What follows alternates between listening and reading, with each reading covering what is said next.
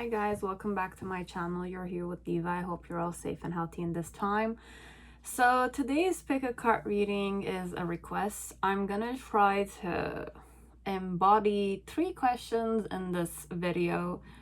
And I will also give an intro, so please, whoever is gonna judge me, listen to my intro. I will mention certain stuff.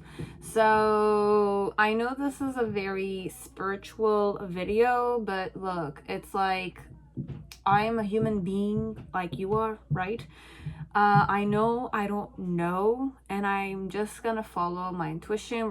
I'm just usually put myself in a specific energy whenever I read, so just be cautious of that, conscious of that, perhaps I'll say that way. So I'll kind of release the questions, and if you had to click on this, you had to hear somehow certain stuff. And whoever the request giver was, it's mostly for that person. So I don't know if many people are going to watch this. It could be a spiritual video in some way. It could be very useful to many people because I feel like we're going to concentrate a lot in present moment and breathing in, breathing out, that kind of vibration. So let's start with the questions, and then you have 5 piles, okay? And I'm gonna kind of focus more on the questions. Meanwhile, I'm gonna be reading, but it's very deep questions. But then again, because I'm the reader, I'll try to go with my own comfort, and I'll kind of like have that courage to kind of get out of my comfort zone to kind of read for the person, whoever is here or whoever the viewers are, okay? So how to free myself from this samsara could be many ways, but then again, I will just go with my own discernment of the present moment. How to get out of this present moment, basically, or a certain dimension I put myself in while I'm kind of perhaps meditating, okay?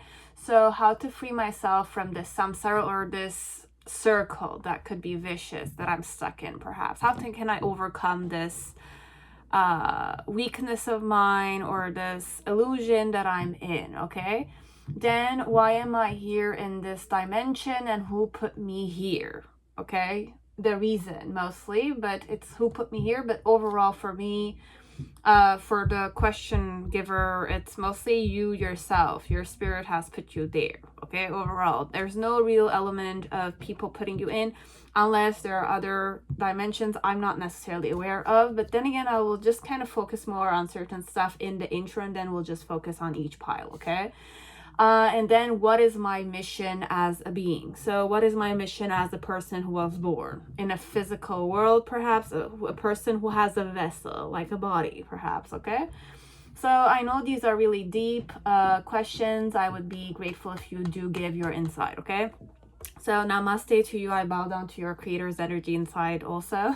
So this is the question. So let's start with the question, like the piles. You choose with your intuition, and I will focus on Celtic spread, and I'll give you how to free yourself from this present moment, or this endless cycle, perhaps.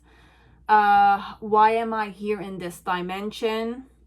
Okay, your spiritual journey, or the thing that you need to overcome, okay, and the reason overall, and what is my mission as a being. So I kind of created many things, and I'm using mostly I'm using the sacred mystery, the chakra oracle. I'm using the sacred geometry healing cards, okay? I'm using my archetype from Kim Cran, and I'm also going to be using the oracle of Rama. I'm still going to say it. I'm not necessarily 100% a worshiper. I'm just using the energies to kind of give, you know, myself insight, and whoever needs it in the form of a mirror, okay? So I'm nobody, okay? I'm a human being like you guys are, and I'm not kind of putting myself in, or I'm not encouraging anything, okay? So I know very well what I'm doing, and I don't know even what I'm doing, so just kind of be aware of that. I know whoever requested this is very aware of those things, but overall, because I'm putting this publicly, we're just gonna release it, okay? So let's start with whoever requested this. I know your name, I'm not gonna mention it, so I have like this thing with me, and it's like, if any of you want to see one of my arts, I've been working on my arts in the form of liberation, but I don't know if this could help some people out. But then again, it's just showing some of my arts if you were interested in knowing those things. So let's start. I was just drawn to giving this and taking as much time as I need to give you the insight. Now, this is me, Diva, who kind of like wanted to create her tarot decks, but I still haven't started any of those. I kind of was drawn to intuitively kind of sit down and really tune into these cards, the Sacred Mystery, the Chakra Oracle, but get the most insight out of it myself. Okay, so I'll give you, whoever requested it or whoever is interested in knowing certain stuff about the chakras, I'll just sit down and give. So whoever, I'm just giving whatever research I've done. And I also have purchased a book with the subtle body. I don't know what I'm doing, okay? I'm not a counselor. I'm just giving insight in the best way possible, okay? So, and this is also a lesson for myself, okay? When I'm giving the lesson, I've learned those things, but then again, I'm just kind of like doing this for myself and for whoever needs it, okay? You might know this, but then again, might give you some kind of insight, okay? So the lower chakra, which is the root chakra, it's connected with the adrenal glands and all that kind of stuff, atop the kidney in the third chakra region. So for me, what I kind of realized is that the root chakra is also connected with the solar plexus chakra. Root chakra is mostly for me about how secure you feel, how much you eat, how much you kind of do everything, but it's connected with the sense organ of the nose. So your root chakra is connected with your nose, and the action organ are mostly connected with your feet, okay? And the predominant scent is the smell. So how much you smell about life. So 5 senses, let's say smell. Sense is connected with the root chakra. Lam is the vocal thing, and elephant is connected with this chakra, okay? The main qualities of this chakra are mostly the strength, security, creation, grounding, fortune, fear, and challenge, okay? The first 3 are mostly masculine energies. The last 3 are mostly feminine energies. So mostly masculine energies are strength, security, and creation. And feminine energies are connected with fortune, the fear, and the challenge. And then the middle section is about grounding, okay? Then you have the sacral chakra, and I'm going to link all the 7 chakras together, and it might kind of give you some element of, enlightenment, perhaps. It gave me a certain level of enlightenment. I kind of linked many stuff with them. There's many ways to bridge all the information I'm going to give you, okay? Then you have the sacral chakra, which is connected with the testicles, okay, and the ovaries. So it's like the genitalias in the male and the female. The action organ are the hands, okay? The sense organ is the tongue, the tongue. Predominant sense is taste, okay? So the hands are the action organs, the tongue is the sensual organ, and predominant scent is the tasting. I taste stuff, okay? Vam, V-A-M, is the sound of the chakra.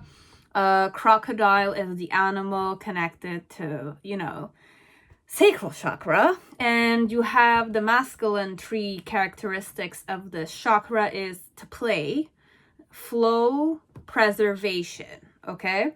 The middle section is exploring, okay? So the middle point is explore. Then the feminine energy is serenity, emotions, and sensitivity, okay? So these are connected with the sacral chakra, which is your second chakra, and it's usually in the section of your, where your eggs for females are connected, and males, it's also their eggs, okay? Mostly the egg. The egg areas, both females and masculine energies. Then you have the solar plexus chakra, which is, I'll show this. So basically this is the root chakra. This is the sacral chakra, the second chakra.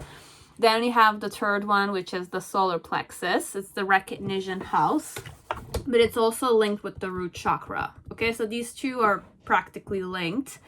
You have the pancreas, the spleen, and the liver section, which is where the energy body could be. Okay, we're not saying, we're just linking them. Okay, it's just information giving. I'm not saying this is exactly it. Okay, you have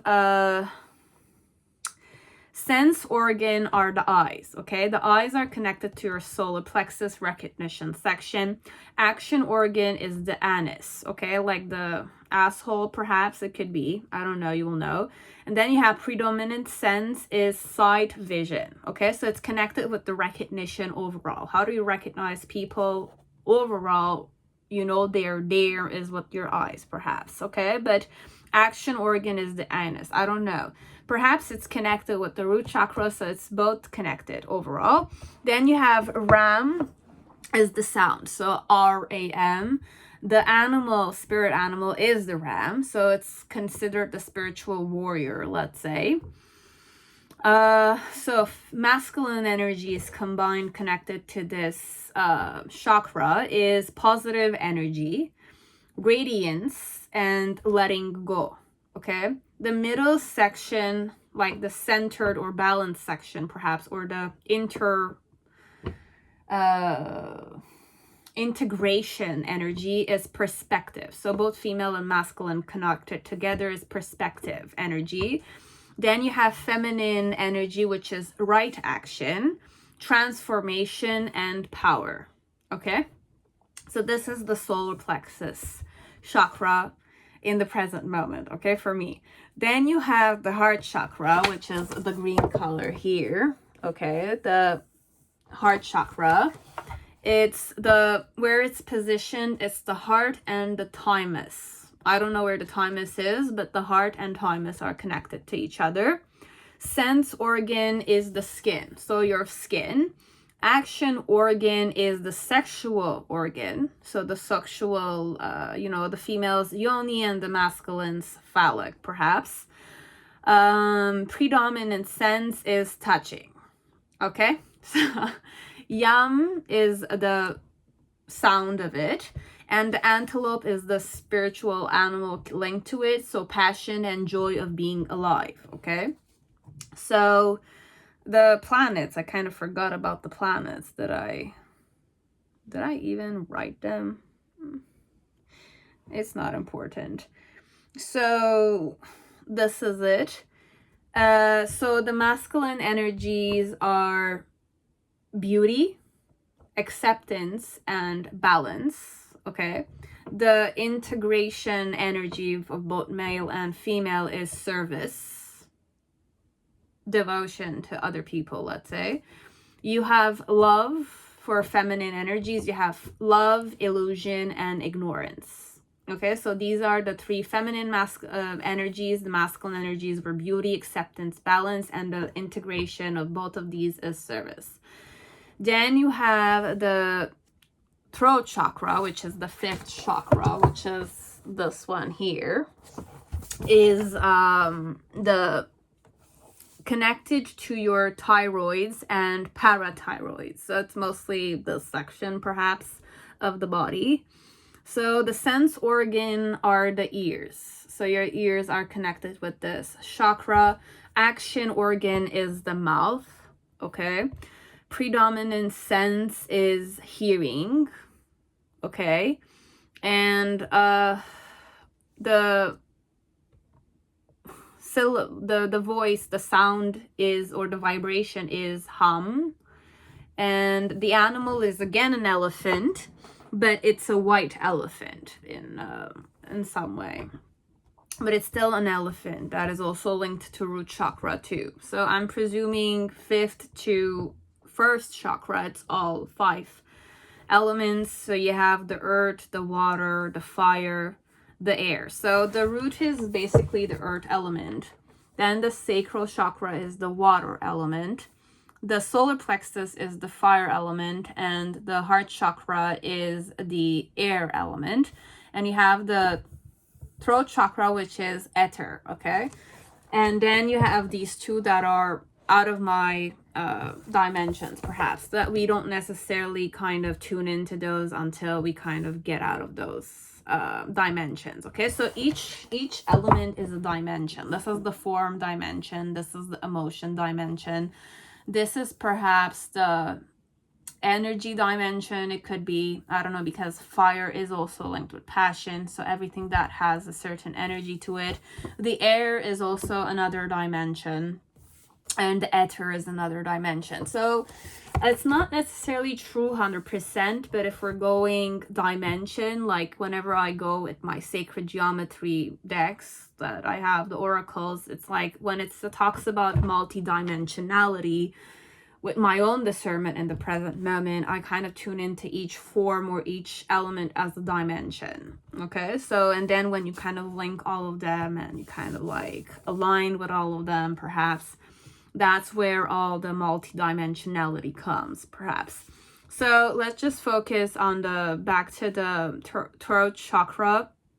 You have, I did mention the ears were the sense organs, action was the mouth.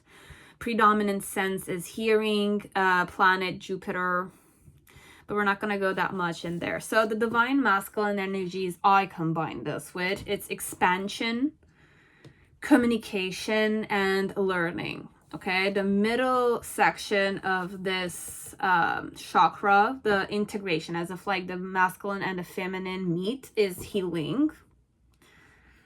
Kind of channeling Merkaba here, but it's not necessarily what I'm sensing, because usually I kind of connect the heart chakra with Merkaba energy. Then you have the divine feminine energy, which is dreams, dialogue, and rigidity.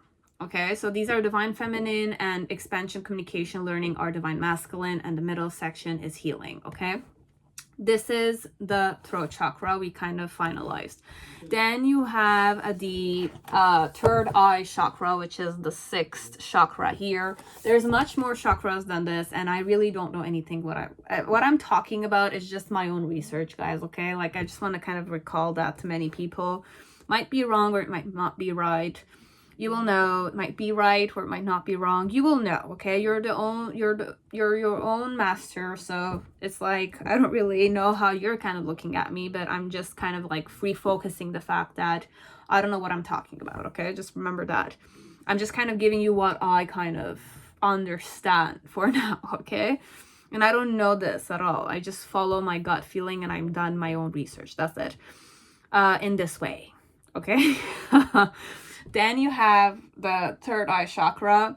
So this one is connected to the pituitary gland in your, it's like usually sometimes it's here and then it comes down, etc. So it's this section of the head space, okay?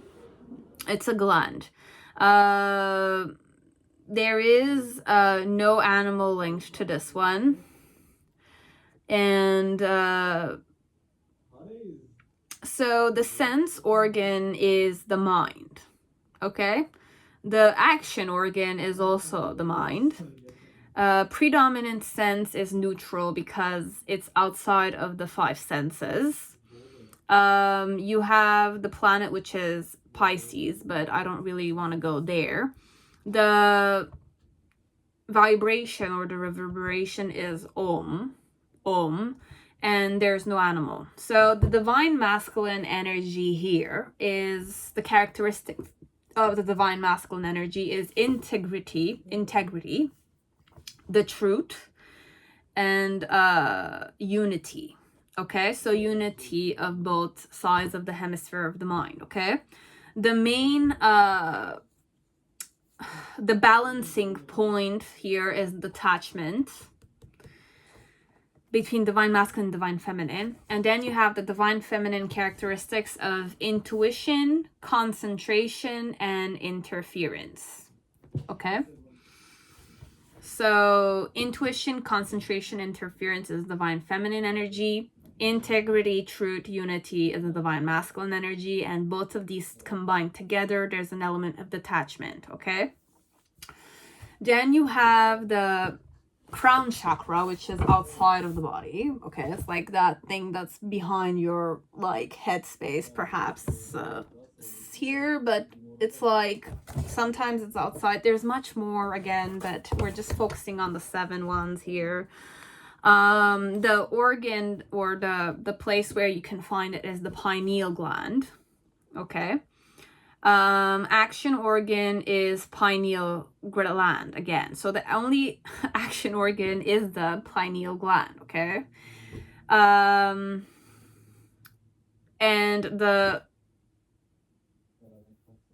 the sound or the reverberation or the vibration is a visarga, a breathing sound. So your breath is the sound. So your breath is just in and out.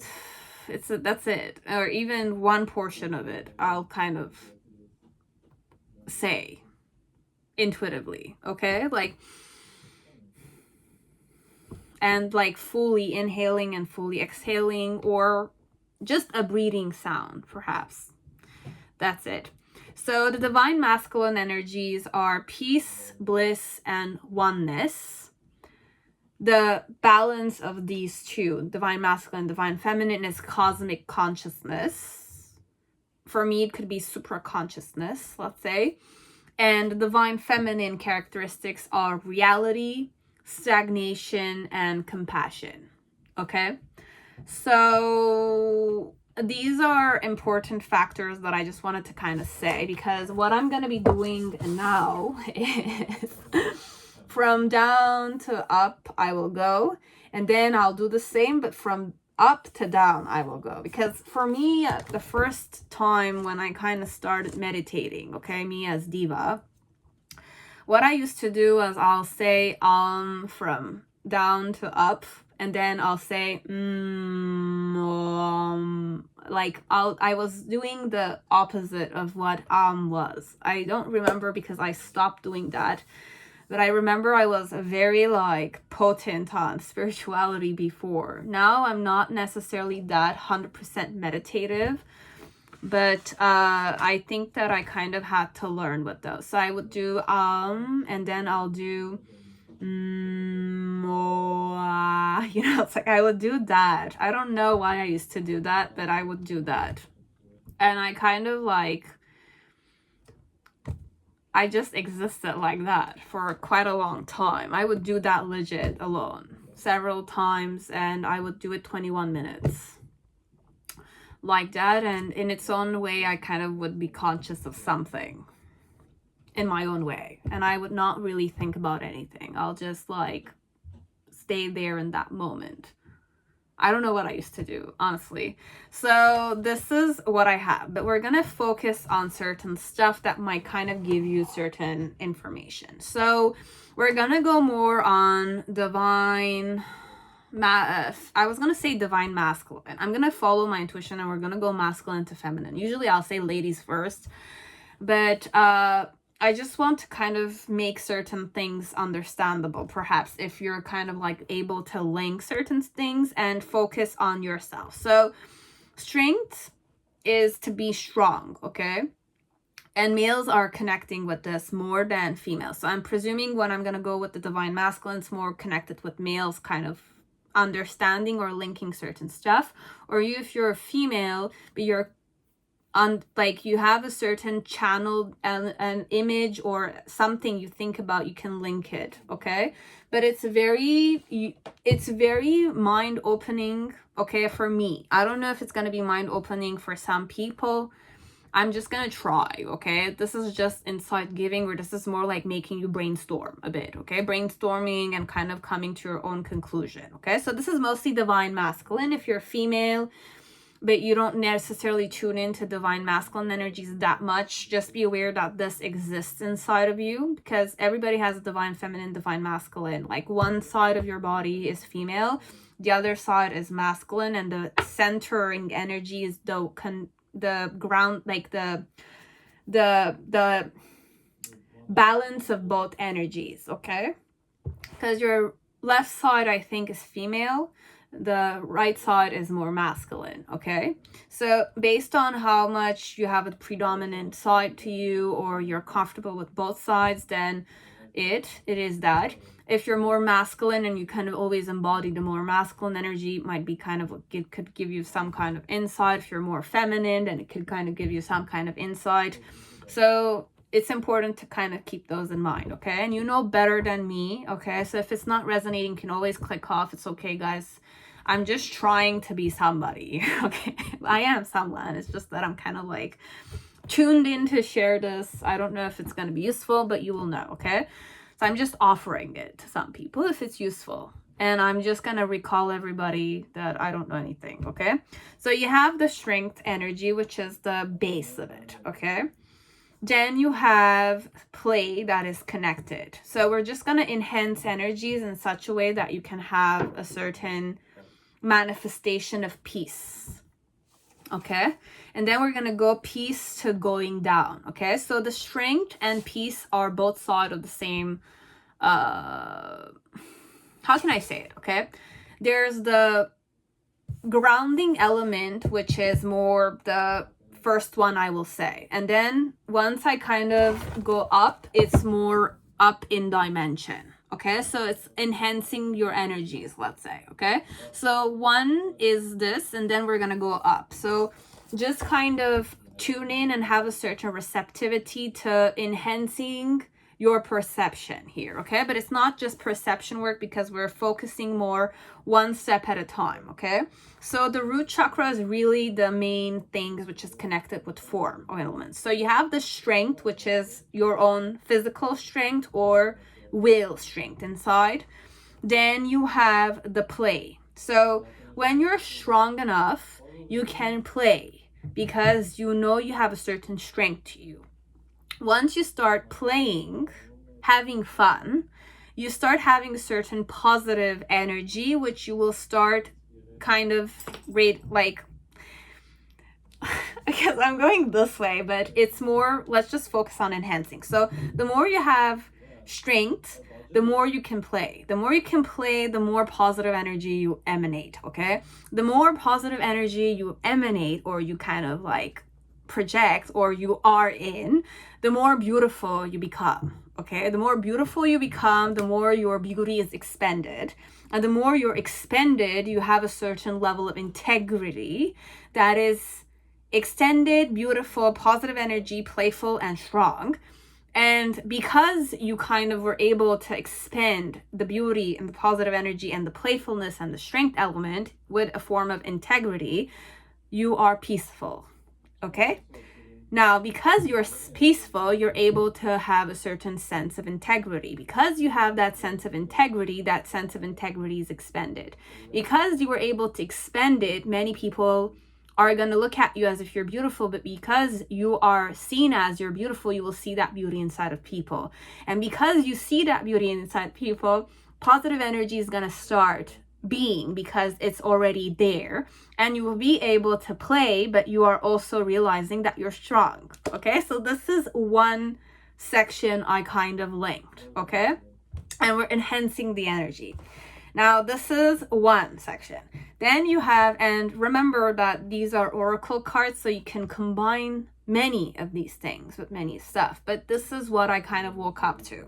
Okay, so this is one pathway we went up. Okay. Now, second pathway we're going to go. So the more you feel secure, okay, so the security, you have a certain security inside of yourself, okay, there's an element of flow. So because you feel secure, you're able to flow with certain things, okay? The more you flow with certain things, the more you radiate a certain energy. The more you radiate a certain thing, the more accepting you are able to do, because you are able to feel secure. You are able to feel the flow. You are able to kind of adapt to many stuff. And because you're able to adapt to many stuff, you're able to radiate a certain energy. And then the more you radiate, the more acceptance you can have, because you feel secure. So you don't have that energy of like resisting, let's say. And because you're able to accept many things the way they are, because you're radiating a certain energy, you're able to communicate safely because you're able to feel secure within yourself, and you're able to communicate also the truth, which is your own truth or other people's truth. And when you're able to communicate the truth, you feel very blissful because you have already, embraced your own truth. You're able to communicate it. You have already accepted it. You're radiating because you have come into an energy of acceptance, and you're flowing with many things because you feel very secure inside yourself. So this is one pathway. Then you have the third one. This is mostly all divine masculine energies, okay? So the third characteristic we're going. So I went the second energy and I kind of manifested it from above, beyond, and then like below and below to beyond, okay? So it's more like that's what I'm doing here. It's like we're going up and then we're going up to down, okay? Because either or it's the same thing, but it's different, okay? So the third one. So you have creation. The moment you start creating certain things, you're realizing that you need to preserve certain things also. So creation is about preservation, but it's also about letting go, okay? So when you're creating, you need to kind of create and just go on ahead, because creation in itself has a certain manifestation, okay? But when you're starting to manifest, there are certain parts of preservation that is part of it, okay? But it's also important to preserve your energy when you're creating, okay? But while you're preserving certain things and you're creating, there's a lot of things that you're letting go, because you're putting a lot of energy, which is letting go of certain energy so that you can give birth to certain stuff. Once you're learning to let go and to preserve your energy but still create in that vibration, you're tuning into a more balanced energy, because you know how to give and to receive, or how to when to give and when to receive, or how to kind of find a balance in between those.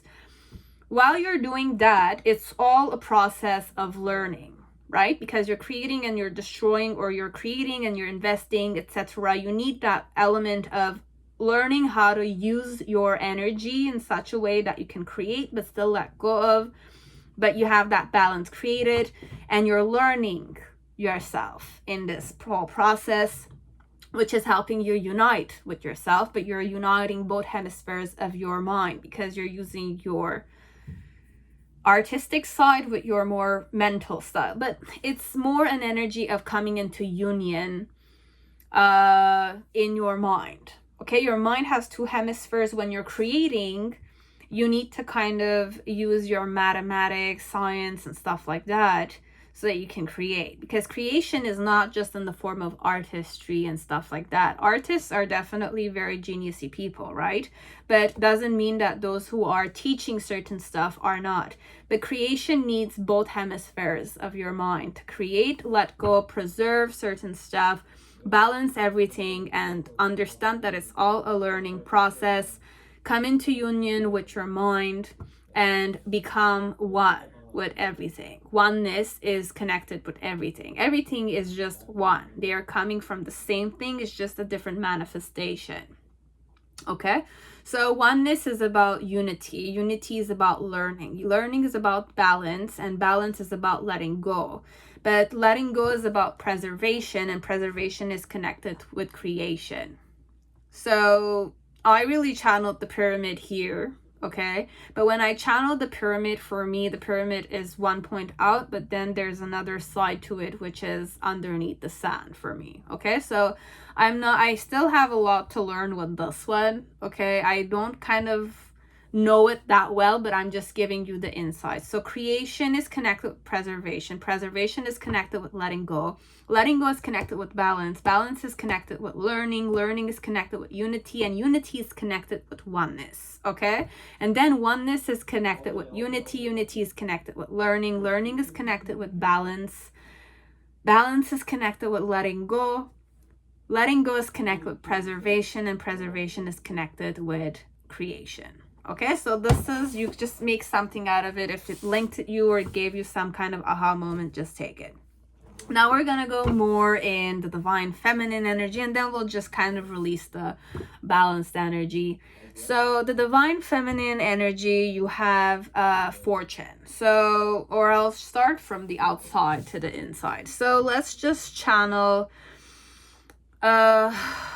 challenges. So there is challenge. For divine feminines out there, you have that challenge of, you know, whatever it is, the challenging part, the hard part of it is connected with how sensitive you can be. Okay, so the challenging part is connected with your sensitivity. Your sensitivity is connected with your own power to overcome the challenge with a certain area of sensitivity. And power is also connected with ignorance. And ignorance is connected with rigidity. Rigidity is connected with interference. And interference is connected with compassion. Okay, so this is the hardest part to kind of swallow for me, because you need a certain compassion element to deal with interferences. And interferences, when they come, you need a certain element of being firm or rigid. And when you're kind of being rigid, there's an element of ignorance that you're kind of conscious of, as if like there's a lot you're not aware of when you're being too rigid. And when you're kind of in the ignorance energy, there's an element of sometimes ignorance is bliss. There's a saying like that. But to be ignorant sometimes gives you a certain element of power, because since you don't know everything, you think you know everything, but you're still kind of showing a certain firmness or a certain power element to you. And the power is also connected with sensitivity. When you're very sensitive, you sense many stuff. That also gives you a certain element of power, because you're aware, you're recognizing certain stuff that are, you know, emotionally linked, let's say. And because sensitive is connected with challenge, because you're sensitive, sometimes it's a challenge to deal with being too sensitive when your kind of moods are, you know, enhanced here. I'm moody a bit. It's a challenge for me to face many stuff. But all of this is kind of manifesting itself in the form of compassion, but it can also manifest itself in the form of challenge. Okay? So if it gave you certain kind of element of linking many things, you can connect it in your own way. Okay, I kind of, as Diva, I have a lot to figure out still, but I'm kind of like releasing the things that I can release, let's say. Okay, now this is one characteristic, below to above and above to below energy. Okay, then you have the second characteristics, which is connected with fear. Okay, so when I fear, there's a lot of emotion that surges. Okay, so whenever I'm kind of in an emotional energy because I'm fearing a lot of stuff, there's a lot of transformation that is there for me to kind of face, right? Spiritual warrior, but it's like there's a lot of transformation that is there to happen. Okay, so when I'm fearing, I'm in an emotional place, but my emotions need to be transformed here. Okay, then with the transformation, there's an element of illusion that you're kind of waking up to, okay? Or you're stuck in, okay? Because you're fearing your emotions of transformation. You're tuning into a certain illusion, okay? Once you're tuning into a certain illusion, there's a dialogue that's happening you with your own mind, okay? So perhaps that's the connection here, okay? So you're kind of starting to hear many things, or the inner demons are coming out in your self-doubt energy.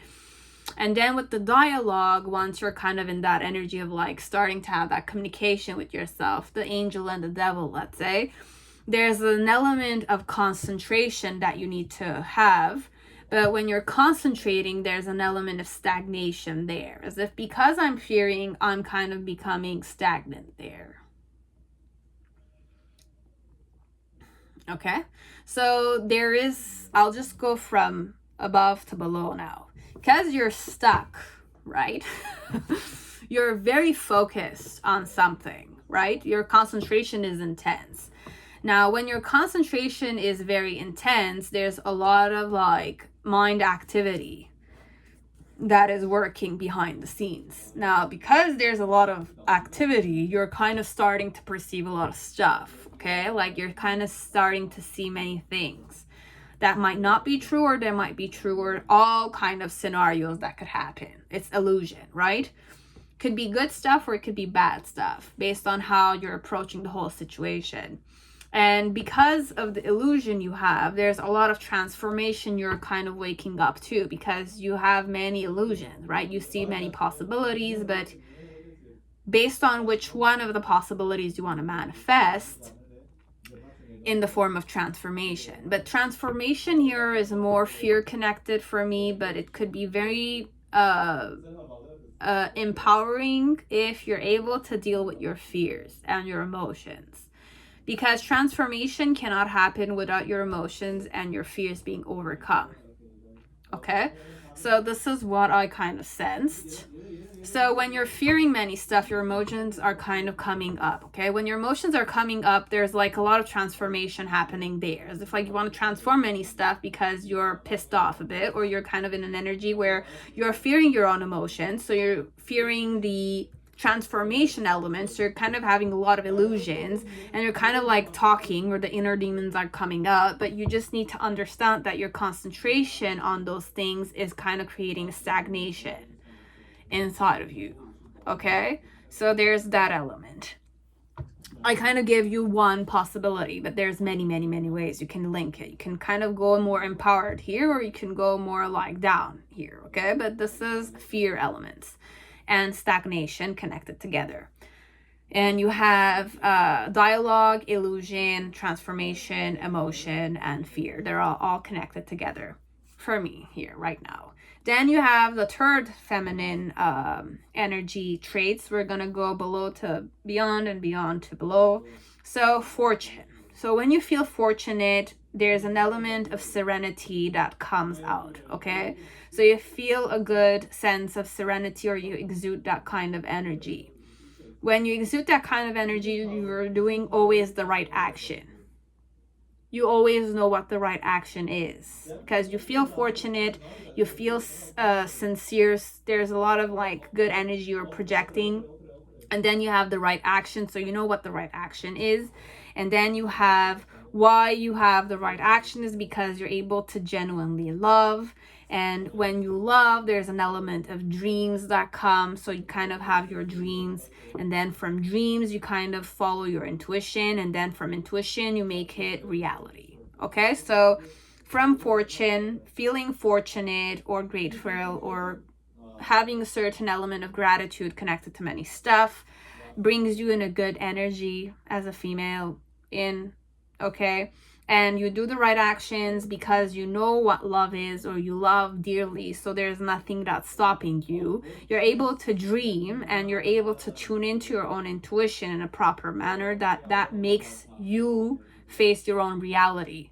Now, reality is what your intuition is telling you.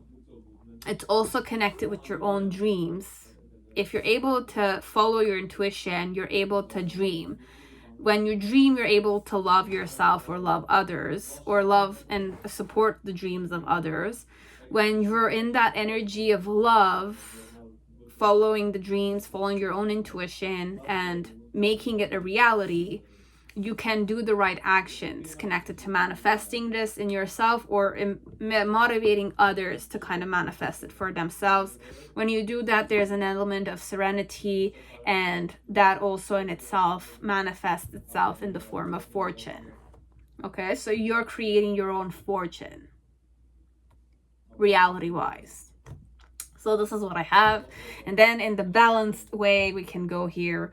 So the grounding element is helping you explore, okay? Because you're grounded in this form, you have a physical vessel body, you are able to explore life, right? When you're exploring life, you have a certain perception to your life. You can recognize life in this way or that way. Now, because you have a certain perception on your life, you're able to give of yourself fully, or to understand what other people give to you. There's that element of service, but what I'm sensing is that equal give and take with people.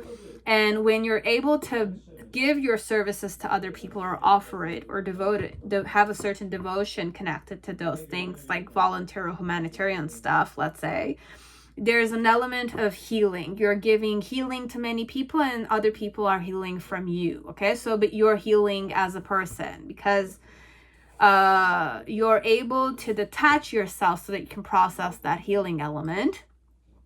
And that detachment is also a cosmic consciousness in itself. Okay, so because there's an element of consciousness that you are cosmically linked to the universe, as the universe is linked to you, like that one drop of ocean is that whole ocean in that one drop of water. You're like that. You're kind of awakening to that, but you're aware that that drop is also a detachment of the ocean, but the ocean is also a detachment of the drop. So there's an element that you're alone here because you're your own manifestation, but then again, you're part of it all. Okay, then you have healing because you're different from all the manifestations. There's your own way of karma that you need to release, right? So that you can become amorphous in some way.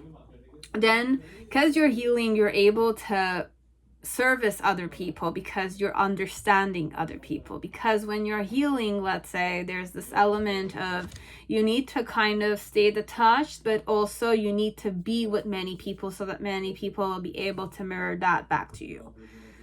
Because you can learn with people, but then again, you can also learn alone, but you need those two sides, okay? Because those two will always give you perspective. Because you're alone, you have your own perspective, but when you face other people, you learn the other person's perspective, other people's perspective, be it in the form of relationships, be it in the form of family environment, etc. And when you're eager to kind of see the perception of other people, you're able to explore universe in its own way. And when you're exploring many things, because you're exploring, you need that palpable grounding element to you. Okay, so this is more like a tree. You have the roots, which is grounding. You have exploration, perspective, service, healing, and detachment, and consciousness, cosmic consciousness, which is like the branches. So this is an offering for some people. I don't own any of this. Okay, I just kind of like perceived those and I kind of like wrote them down, etc. So could be this way as it could be many other ways. Okay, it's like cards. You can create the self, like the vertical lines, and whichever card you have can connect them together. But from my own observation of the sacred mysteries chakra oracle, this is the most awakening parts of it, like the fact that I kind of looked at them from below to above and above to below, and how I kind of created it because each card has a number and it went with like chakras. Okay, so the root chakra and then the sacral chakra and then the fourth, and it's like when I put them together it was 7 cards, but then again you had like 7 perhaps dimensions. So I'll just kind of create again. I'll just open my laptop because this is just one way. It took 47 minutes, but I think it could be useful to some people out there or whoever you are. How to free myself from the samsara. Why am I here in this dimension and who put me here? Like the reason. And then you have what is my mission as a being. Okay, so I'll just give you my insight. Okay, but I just want you to know I'm a nobody. Okay, I don't consider myself anyone. I'm just here in the present moment reading for you, just being Diva. Okay, and trying to give my best. Okay, so we'll see. So pile 1, whoever chose Rider Tarot, welcome to your reading. I hope you're all safe and healthy in this time. So let's see how you can free yourself from this samsara or this state where you are in. Okay, whichever state you kind of came here for will just kind of give you insight, but it's more, we'll see. Okay, I don't know what I'm gonna expect, so I'll just shuffle this 3 times because I kind of channeled that I don't need to shuffle it that much. And whatever I say, you will kind of like just have your own intuition, okay?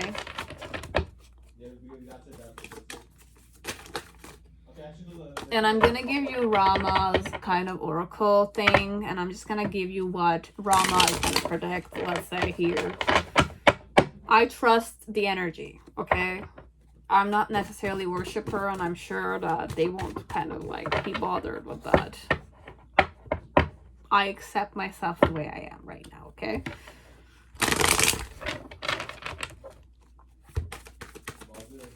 And when I said shuffle this, I shuffle it like this 3 times. And the third one, we're good. We are. So, why am I here in this dimension? So you have love, frequency, self-love, and soulmate connection. But it's also connected with your self-love overall. Who put you here? But it's like, why you're here is because of sensitivity. I want to say your emotions overall. Or let's say you need to work with your sacral chakra more. Eros, okay.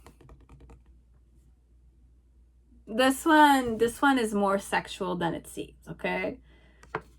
I don't want to say masturbation, but what I'm hearing is masturbation, okay? So it's like that connected overall here, okay? Like,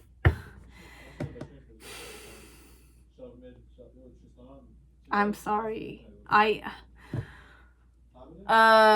don't know why I'm gonna say this. How to free myself from the samsara. Accept the desire inside of you. That desire that you have to release it. At least on a physical level. Or with somebody. If you love somebody, I'm gonna say like if you're kind of like, you know, like it's there, it's a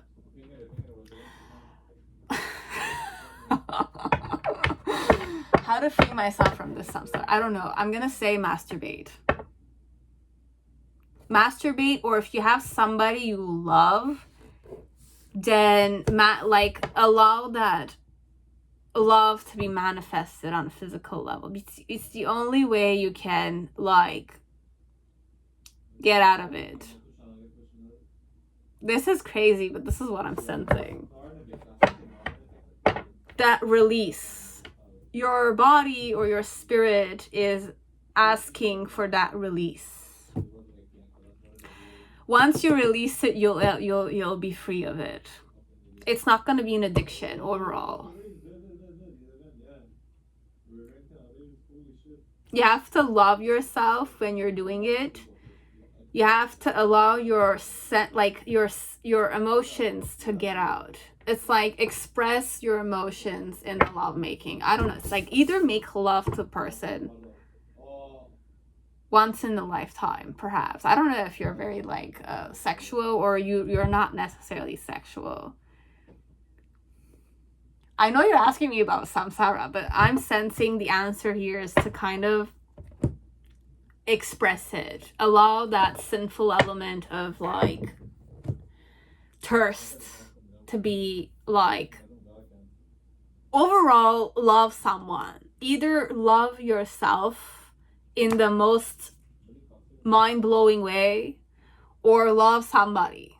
Okay, like love somebody like on a physical level. If you have a wife or a husband, and if it's not somebody, like if you have someone you really love but you've never really kind of like released the love or expressed it, then you have to express it so that you can get out of that samsara, like that place where you're stuck.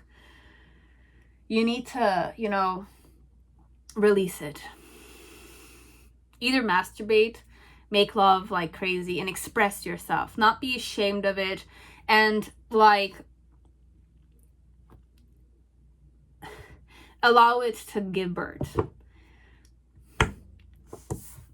I don't know. Eros. It's like all the devil card energy. It's the sinful elements here, this one. But there's love. So self-love.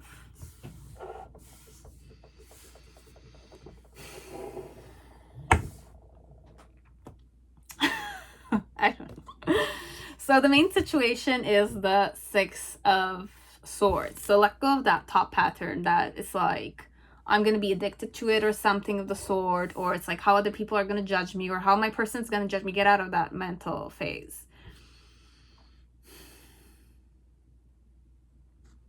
Your challenge is to be patient with yourself when you're kind of like feeling like you're judging yourself or something of the sort, or when you're going in that energy of you're being stuck in that dimension where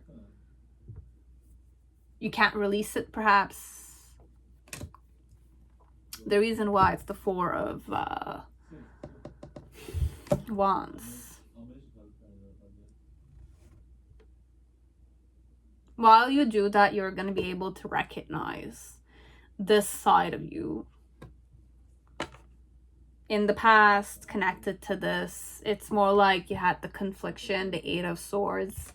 You judged yourself and you kind of like didn't allow yourself to release this sensitivity of yours. And in the middle section, you have the Shrink card. And then in the near future, you have the Three of Wands. There's a lot of phallic energy. I don't know. And one more, the Justice.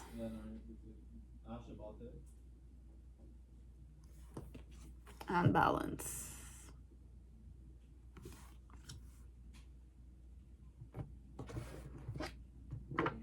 The Hangman. And the Devil.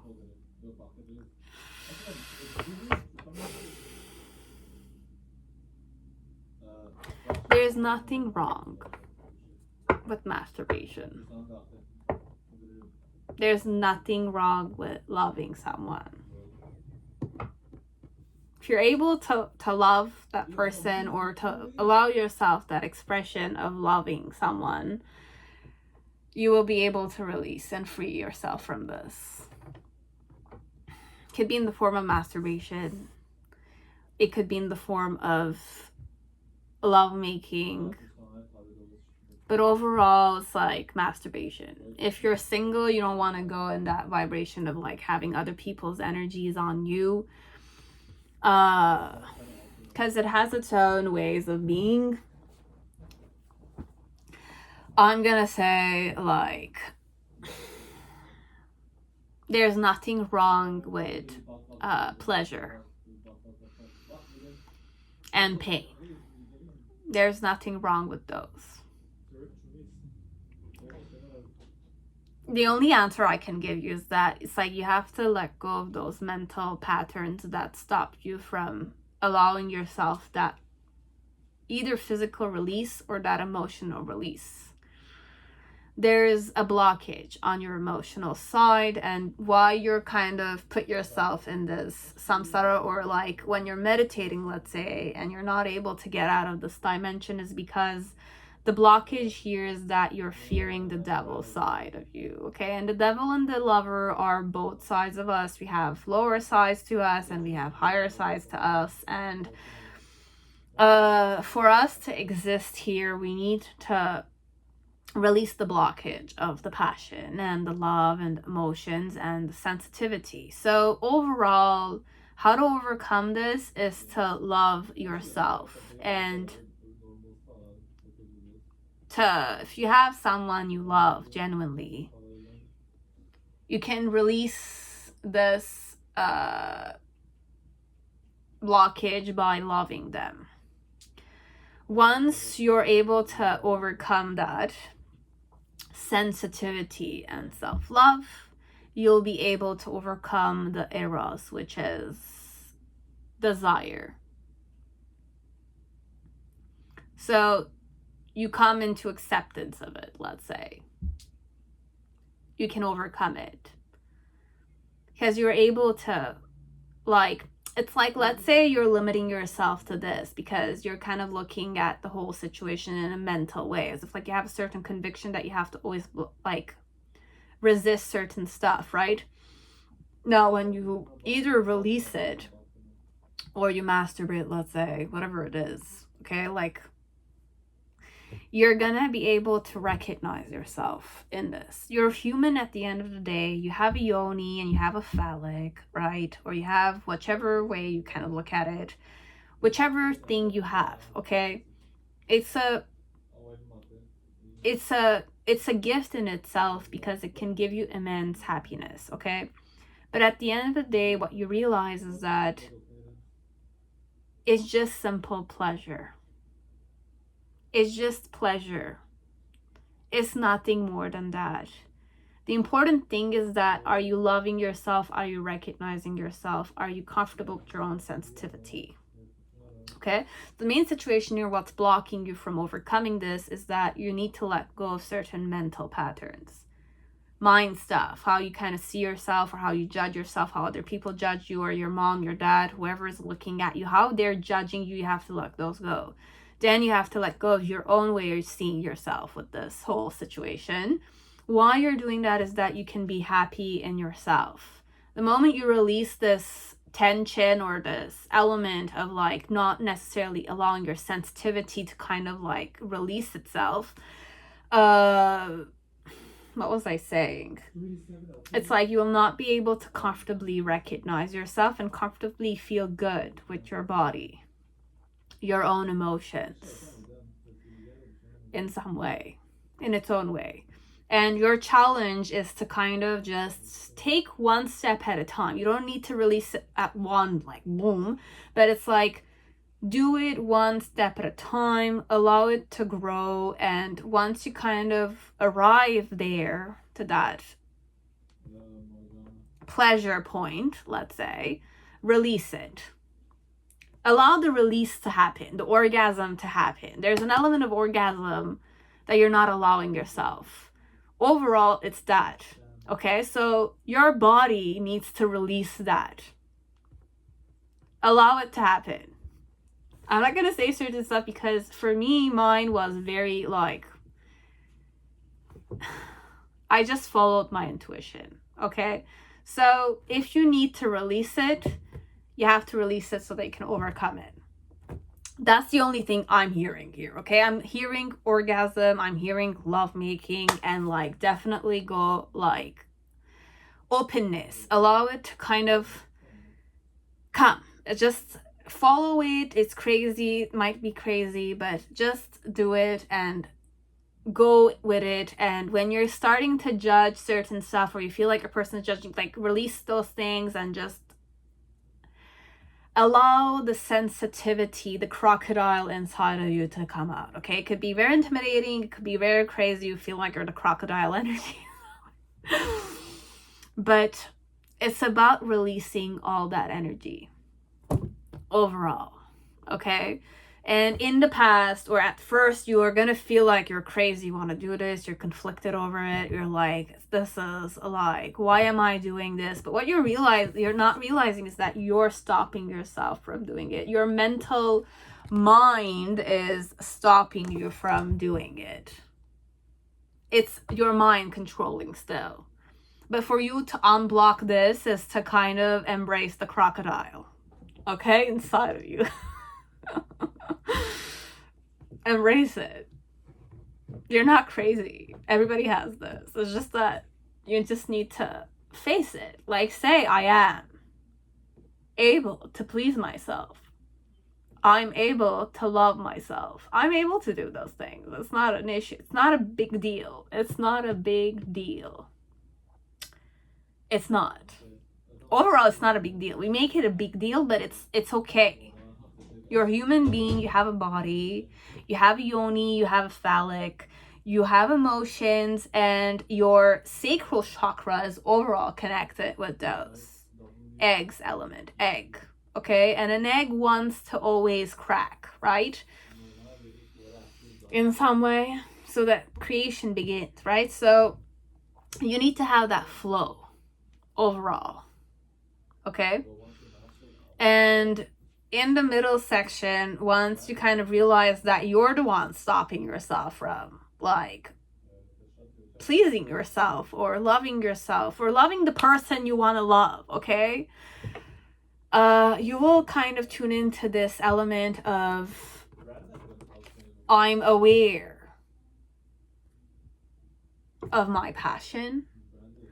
I'm aware of my, pleasure elements. But I can tenderly accept and love myself. That's the important thing. It's not to kind of shut yourself out and like say, oh, like I'm separate from it, because it's part of you, right? It's part of you. It's part of your body. It's your body. The egg needs to be like used, okay? Like if the egg is not used, let's say, or it's not released, let's say, it's gonna like, it's like a seed, okay? Like the seed needs to be dead, okay? Sometimes it needs to be kind of like released to kind of have a certain manifestation of itself, okay? So be it a female or a male, you can do many stuff with it. Now, I'm not necessarily like a guru. I'm not a person. I'm not encouraging anything, because I know many religions have certain kind of like conditions connected to those. I'm just reading tarot, okay, guys? And you can do whatever you want. You can perceive however you want. But overall, this one, it's more about being tender with yourself. Allow that ego side of you that's telling you that you're kind of like, you don't need to do these kind, because ego, lion could also be connected with ego, the egoistic side, because you're so majestic, you think you're a big shot, right? It's a bit that way. But this one, overall, it's to love this side of you, accept it, it's part of you, right? And just have faith that you can be tender with this side of yours. It's not gonna eat you alive. You're not gonna be an object of its like addiction. You're strong enough to do it, okay? And it's not an addiction. It's just your body having a certain need. That's it. And it's not even a need. Once you kind of overcome it, it's not a need any longer. You're just aware of it. That's it. That's your blockage here, perhaps. Either masturbation, or it's like releasing the emotions. Releasing the mental patterns that it should not be, like, I should not go there. It's a bit that way. The more you say I should not go there, or I should not look at it, I should not, it's like it becomes more focus point. Instead, when you kind of like just allow it to release, it's really like you allow yourself a certain freedom afterwards. You're just aware of it. It's not a blockage. There's nothing wrong with wanting that, or there's nothing wrong with your body. And your body will flow in a specific way. You will flow with many things. Okay? And in the near future, once you do that, it's more like you will have a certain mastery over it. And with the Justice card in itself, it's an element of alignment. You have your own truth connected to your experience, and you're very balanced in that way. So you're fair with yourself, you're fair with your, I don't want to say chakras, it's a bit that way, what I'm sensing. You will know, okay? So I don't know what I said. I just expressed the energy the best way I can say it, okay? Your body has a memory, okay? Your emotions are there for a reason. Water element is very sensuous, okay? So embrace that sensuality of yours, okay? It can go many ways. I'll say start off by taking gorgeous baths. Gorgeous baths, lit some candles, I don't know. And go in that samsara, perhaps. I don't know. I don't know how you kind of do these things. I'm not necessarily 100% meditative like you are, but I'll say how to free yourself from the samsara. I said it, okay? Why am I here in this dimension, and who put me here? Overall, your own sensitivity. When you're kind of focusing on enhancing certain side of you, let's say, the blockage is just to manifest it because it needs to be manifested, okay? Let's say temples, okay? Temples are all for pornographic stuff, but it's some way it's an element of sensitivity or sensuality that you can embody by accepting yourself, because lovemaking is connected with acceptance, okay? It also helps you touch, okay? So tongue, tasting, use those things. Go in the intro, I don't know, I'll just kind of release it, but overall, this is a sacral chakra blockage. Okay, what I understood, it's more sacral chakra. The crocodile energy was there, okay? So that's all I have. Okay? And actually, before I forget, let's give you some insight here, okay? If I'm not gonna give you the answer, then at least this might give you the answer, okay?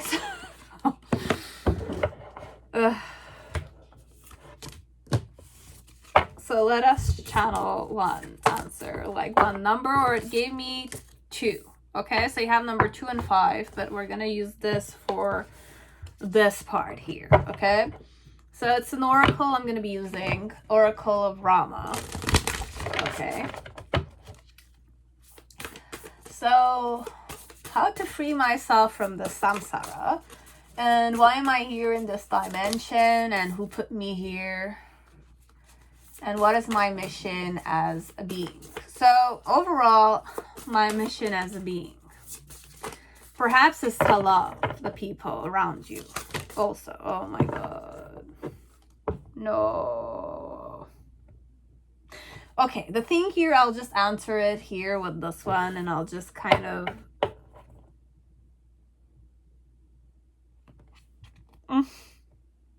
Okay.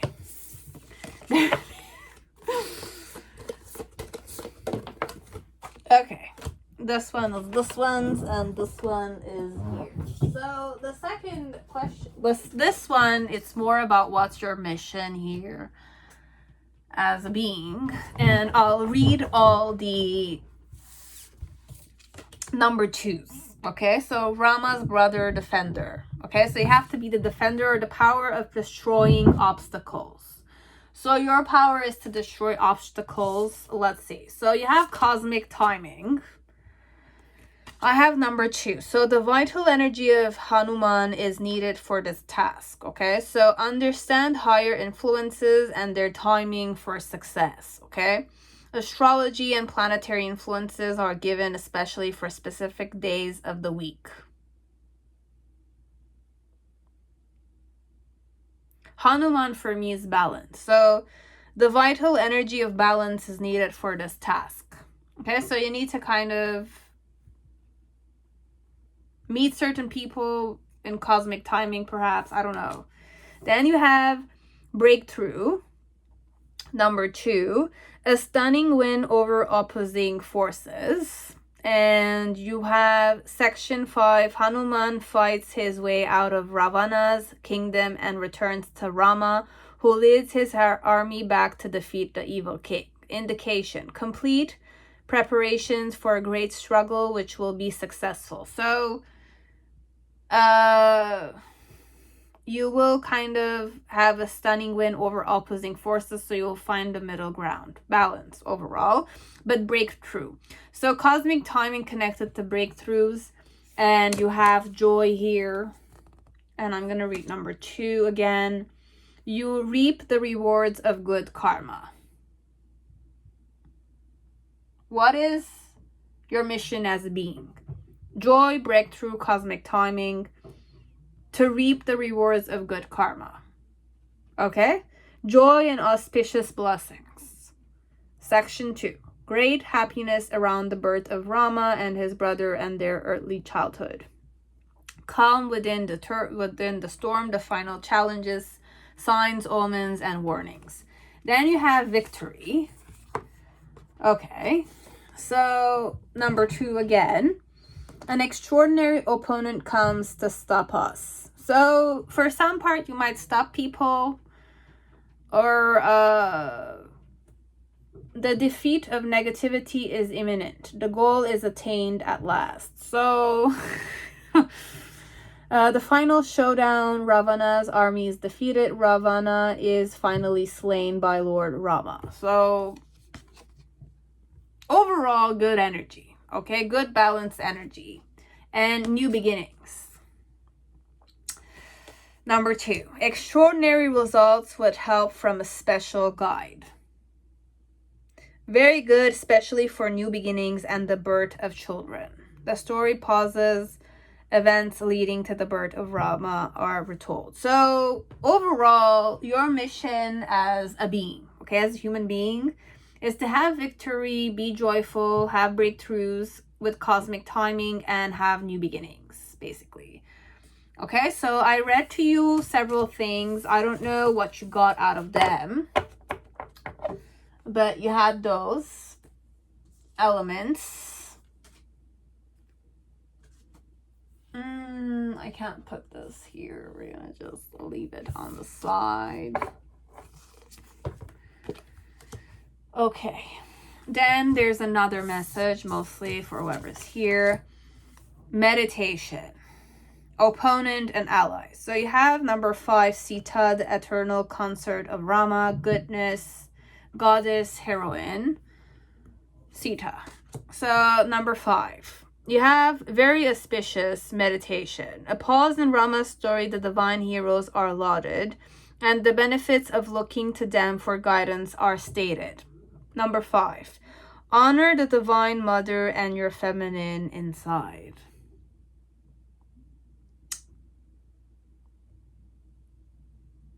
How to free myself from this samsara, perhaps samsara.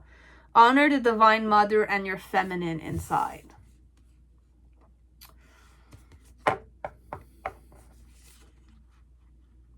Tune into your divine feminine energy.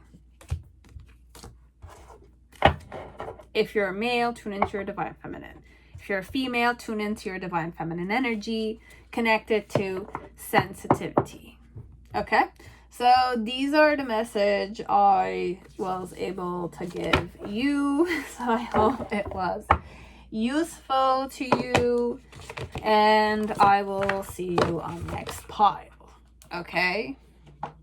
Now, pile 2, whoever chose Ethereal Visions Tarot, welcome to your reading. I hope you're all safe and healthy this time. So, how can I free myself from the samsara, or this life and death situation that I'm stuck in? And why am I here in this dimension? And who put me here? The reason. What is my mission as a being? Okay, so I have 3 questions. We're just going to give insight on those. So, what you need to overcome. You have the fault line and the mask.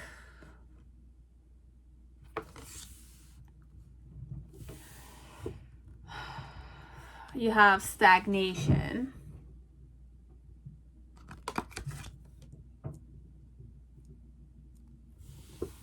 And what do you need to heal? You have optimal health and well-being, transformation and miracles, and you have inner child. So acknowledge the inner child.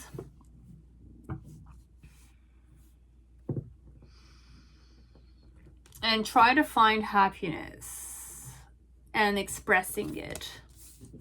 Happiness and expressing the inner child. You have transformation and miracles. So you have me, 528. Perhaps you could meditate on these sounds. I don't know. And you have 285, optimal health and well-being. Overall.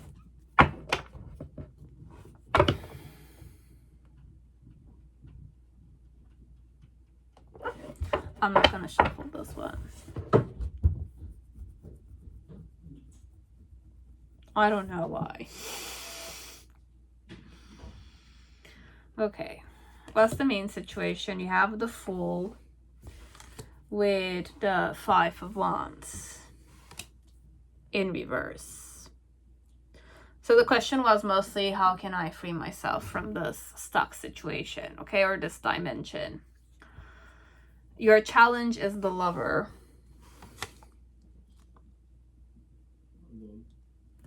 With the Ace of Wands in reverse.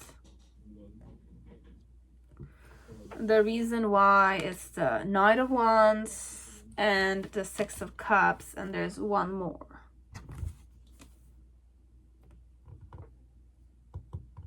Seven of Wands, one more. And the Page of Swords.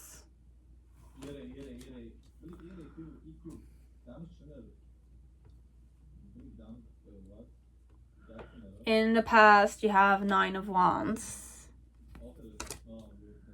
And you have the World card. In the present moment, you have the Five of Pentacles.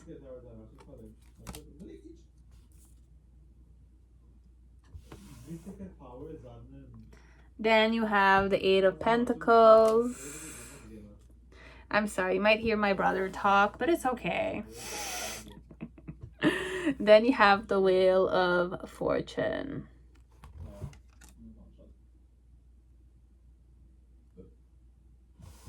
And then in the near future, you have the Justice card.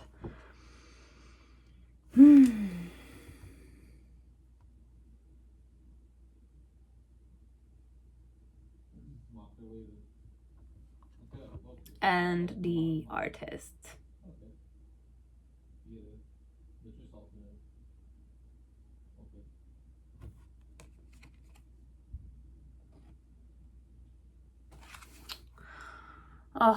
Artist, the Six of Wands, and the last one. Six of Swords. I'll just take those two, okay? With the Queen of Pentacles and the Hermit, I have a lot of energies to channel here. Below the deck, you have the Two of Wands, and I have the Five of Swords.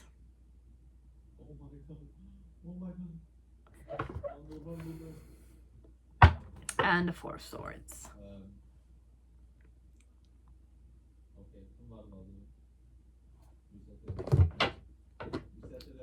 So, what you need to overcome here is that this one, why you're here is that you're in a state of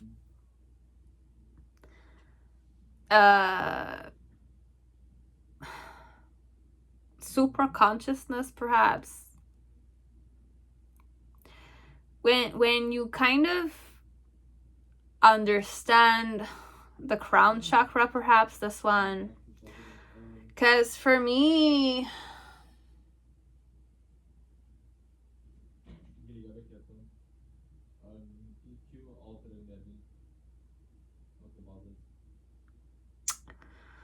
it's really stagnation. This is crown chakra dimension, perhaps, that oneness, that super consciousness state of you know, falling in that bottomless pit. Definitely. So this one is definitely a lot of crown chakra activity, okay?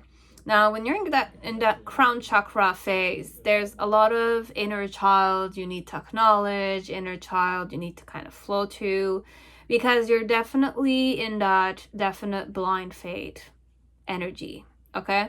So how you can get out of this one is to just let yourself fall, okay? For me, this is what I'm going to say. But for some part, it's not as easy as it seems.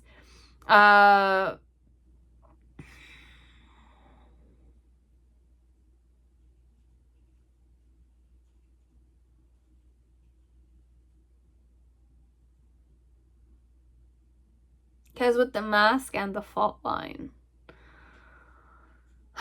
first thing, let's just focus on releasing what do you need to heal, perhaps? What do you need to release here, okay? So with the optimum health and well-being, you have to always understand that you are healthy, okay?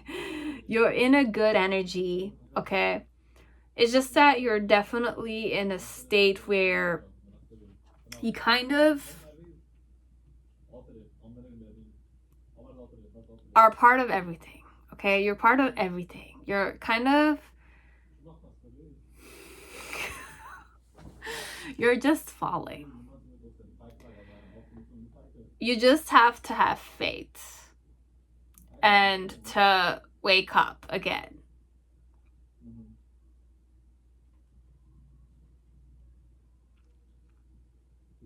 I might not be advanced enough. I'm just gonna follow my intuition this one, because I can't answer this one here, okay? I'll just focus on reading the cards, and that's it, okay? This is just insight giving. I don't know anything, okay? So with the optimum health and well-being, just be aware that you're healthy, you're well, your body is healthy, it's well, wherever it's situated, perhaps, okay? Because if you're going really inside here, this one, it's more about manifesting that everything's okay, even though you're kind of like losing yourself inside, okay? This is more like falling inside of yourself, inside your memories. And just remember that you can transform, and that miracles are in your hands right now in the present moment, wherever you are in. Okay, so just manifest that there is transformation that can happen. You can get out of this dimension. Okay, you can overcome this dimension or be part of it whenever you're ready to kind of face it. Okay, so there is miracles and there's a lot of transformation. Okay, then you have that energy of inner child, acknowledging the inner child. So this one is more about expressing the inner joy, creating inner joy for yourself, and expressing it and feeling safe in expressing it. Okay, so acknowledging the inner child, this is overall what it is, okay?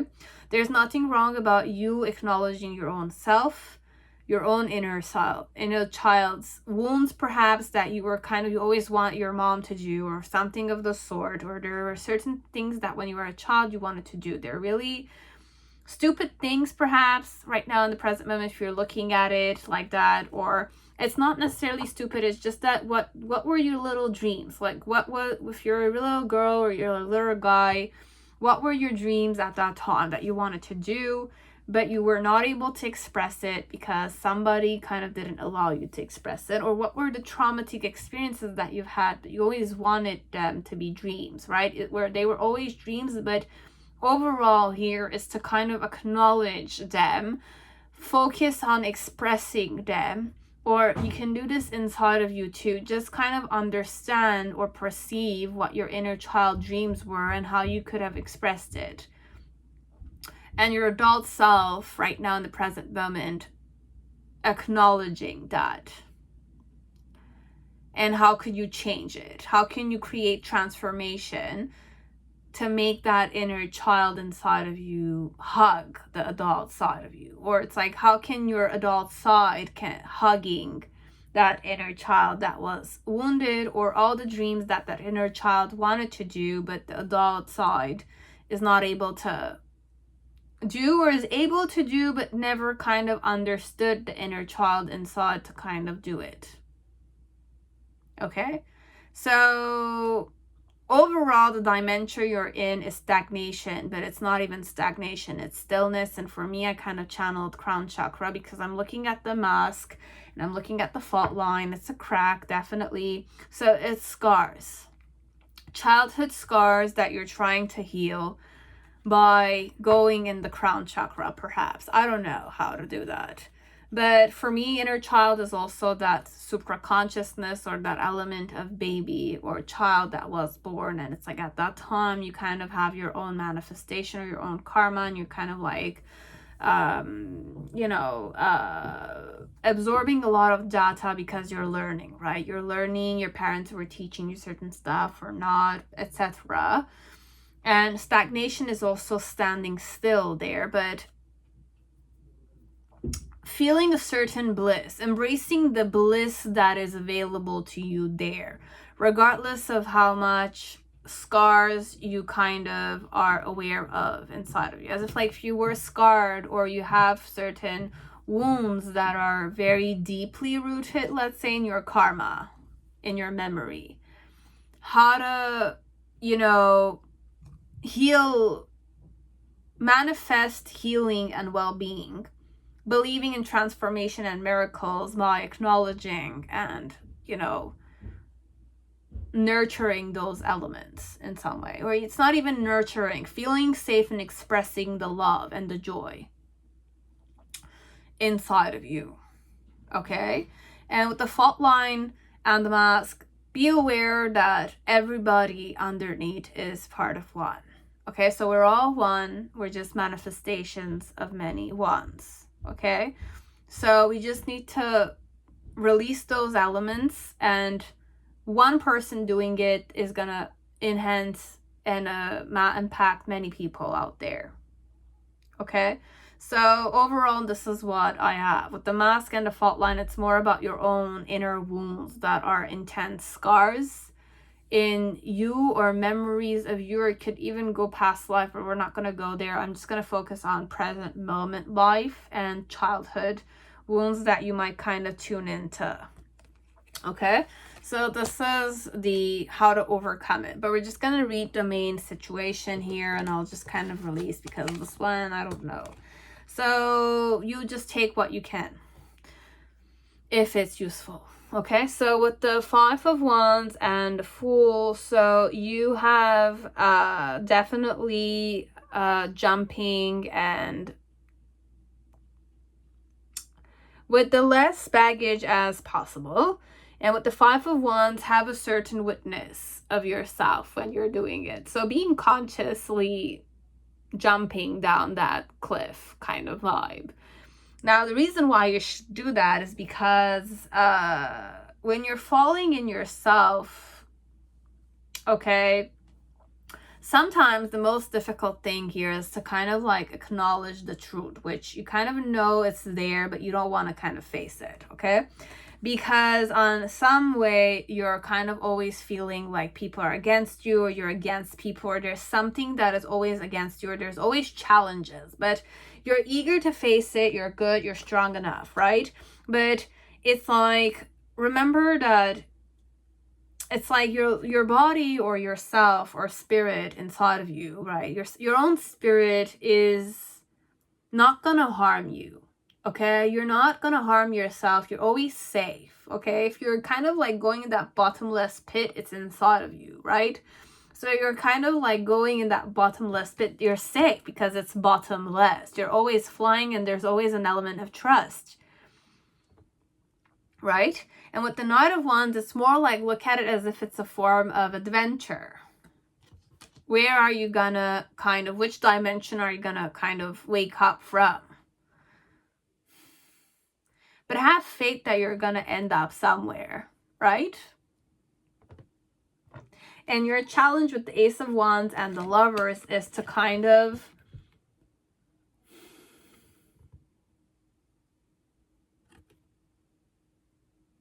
love yourself. Love that bottomless pit of yourself. Overall, it's that element of bliss. And you have the Ace of Wands.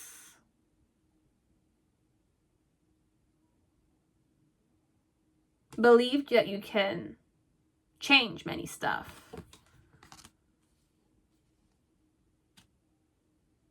You can change many stuff in a magical manner. So once you're kind of outside of this dimension, perhaps you're gonna kind of really be, I don't want to say exceptional, it's just there's many stuff you can transform. I don't know. Okay, so you will know that much. Okay, so with the Lovers and the Ace of Wands, it's more to kind of like, there's a lot of hand, okay? Like this is your own hand. And I really channel the Wheel of Fortune, and I have the Wheel of Fortune there. But it's all about like holding on to the element that you can definitely change it for yourself. You can wake up if you want to wake up 100% from that bottomless pit. Basically, that bottomless pit is that element of your soul is definitely very endless. So is the soul of many other people, right?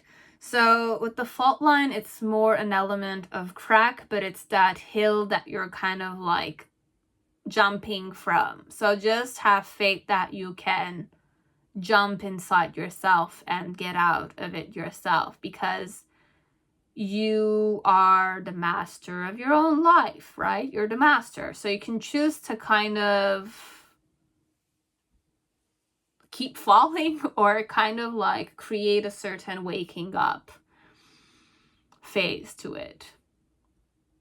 But the challenge is that you have to trust that you're gonna wake up. Okay? So wake up and, acknowledge the inner child inside of you so that you can acknowledge the inner child of other people and allow that expression to happen. And when people will express, you will understand in some way what the mask is here in your own way. Okay? And with the fault line, you will understand what scars are. And perhaps how you could, be with people connected to that. Or be with yourself connected to that. Okay, so in the past, the world and the Nine of Wands, it's more about becoming very strong and recognizing yourself and, giving yourself that new beginning and that new ending. That ending and that new beginning, okay? It's like life and death, definitely. Now, with the Nine of Wands, it's more like you're prepared to face this dimension, perhaps, or you're prepared to recognize this dimension, perhaps. You're prepared to recognize it, to embrace it all, okay? So in the main situation in the present moment with the Eight of Pentacles, the Wheel of Fortune, and the Five of Pentacles on a physical level. Now, inside activity with the Wheel of Fortune is that you have to remember that you are your own master, okay? Life and death is there, and you're this person with that faceless. You're a spirit overall, okay? You're a being as other people are. So you kind of just need to acknowledge your spirit and to believe that you have that mastery over it. You can master yourself. You can wake up as much as you can trust and fall, okay? Because I have the Fool card here. I have the World card there. I have the Lover's card. I was going to say the Devil, but the Lover's card is definitely to decide and to kind of like have that will to, give it birth or kind of make it happen, okay? So this is what I had. And with the Five of Pentacles, it's more to let go of that element of abandonment, as if like you've abandoned yourself, you've abandoned your childhood, you've been left out in the cold, or there's that element also of five of Pentacles.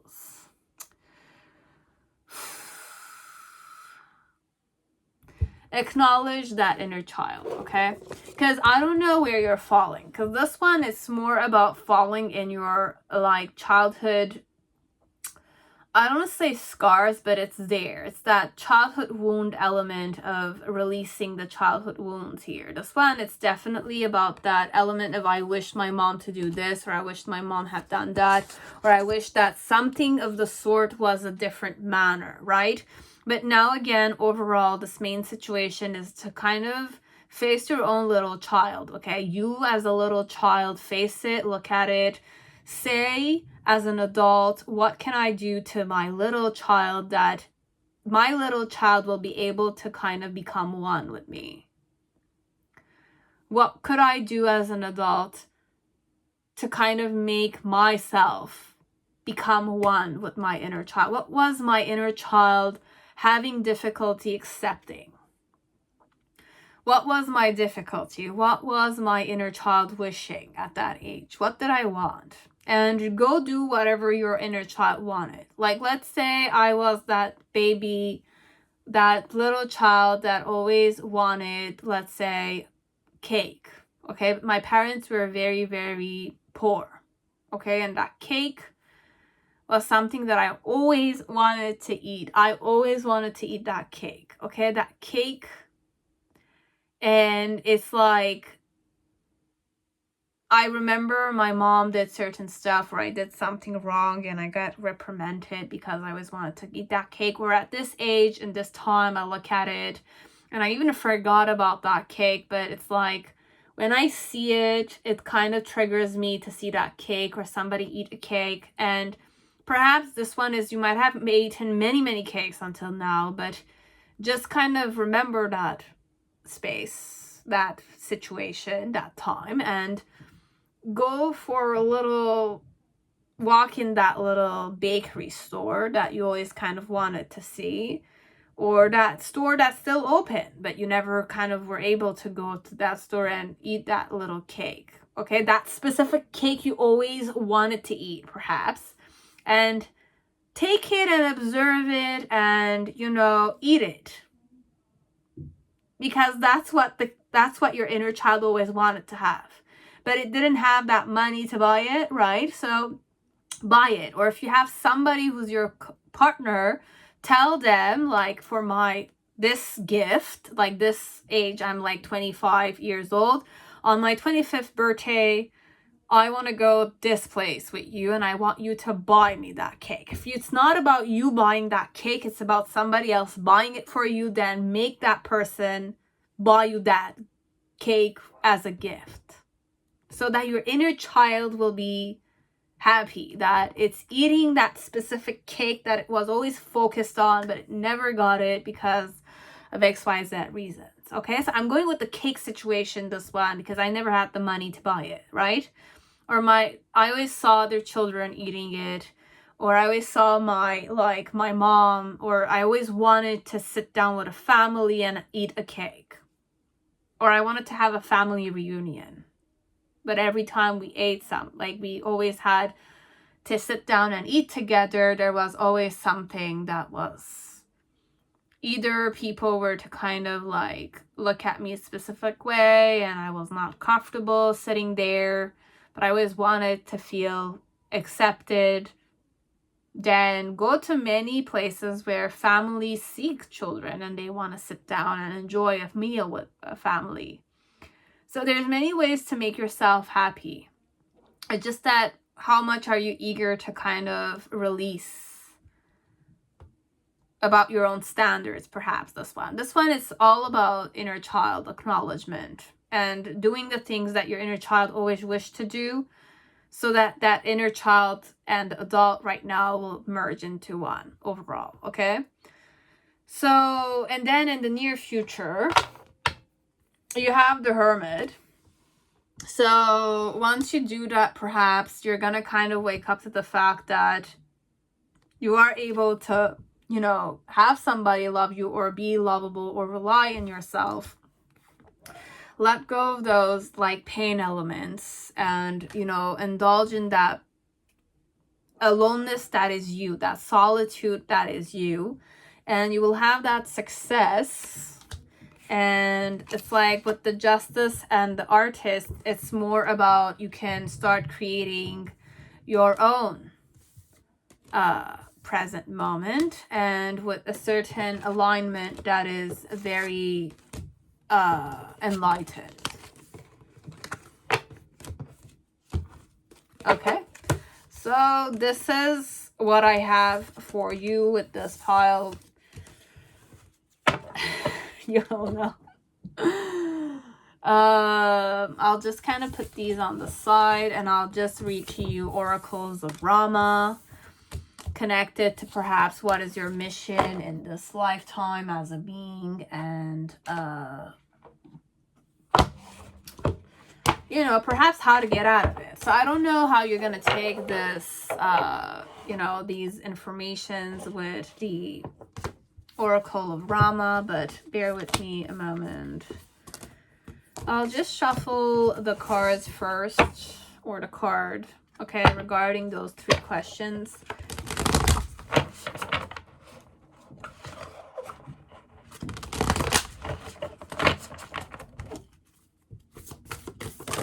No, we're not gonna take all of those. I'm sorry, I can't like all the time.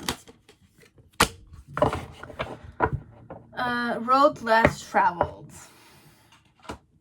So let's see what number I'm gonna be reading for you. This one. So I have Hanuman, monkey warrior, the power of active devotion. okay? And you have number 1. So road less traveled, this one we're just going to release deep into the forest. So deep inside of yourself, perhaps, in that undiscovered self of you. You have Rama, his wife Sita, and brother Lakshmana travel in exile. They bring blessings to those who see them passing, okay? So indication, outer gain or recognition is limited, inner blessings may come. So this is more a time for you to kind of go inside and have inner blessings. First one, no hope for worldly goals, look inside. So you should not have any goals for worldly goals outside of you. You have to just look inside and see how you can have an active devotion for yourself inside. Not outside, just inside. Okay, so this is 1. Second one, what number should we kind of see? You have the holy name, the power of pure devotion. Rama's name, perhaps. Okay, so we're not encouraging anything, but just kind of like, no. So you have misfortune and grace, the great reign of Rama. So a child dies untimely and brings into question the perfection of Rama's reign. Rama resurrects the child. Indication, misfortune may arise even in blessed circumstances, but God's grace is always sufficient. We have number 7. So all are equal in the eyes and mercy of God. Everybody is equal to each other because we're all part of one soul. But we're just simple manifestations. So these could either kind of help you get out of that, like samsara, or free yourself from it. But this one, there's nothing really connected with mission with other people. Everybody have their own missions. You're all equal at the end of the day. Acknowledging these might be very important to you. Okay, so this is all that I have for pile 2. Okay, so this is it, pile 2. Okay. So you will know if it's useful to you or not. You will see to it yourself. Now, pile 3, whoever chose Mary L. Tarot, welcome to your reading. I hope you're all safe and healthy in this time. So let's see the 3 questions. I'll just read them for you guys. So the question is how to free myself from this samsara, but I'm going to look at it as if it's a life and death situation. And why am I here in this dimension, and who put me here, the reason. And you have what is my mission as a being. Okay, so we're just going to kind of read. I just want to recall everybody. I know I'm nobody, okay? I'm just a human being like you are. I'm no counselor. I'm just kind of reading because this is a request, okay? And the person just wants insight from me. So that's it, okay? So I hope that it's going to be giving you the insight. I'm not kind of encouraging anything. I'm not a worshiper of certain stuff. I'm not going against ideologies and stuff like that. I'm just kind of like creating here, okay? I'm creating certain stuff and that's it, okay? In its own self, it's a creation, okay? That is all. Just remember those things.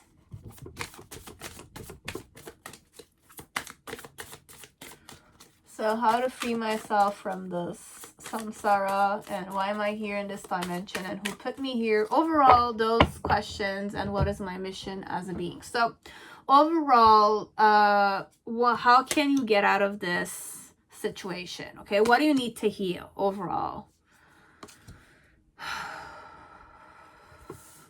So you have nurture and create.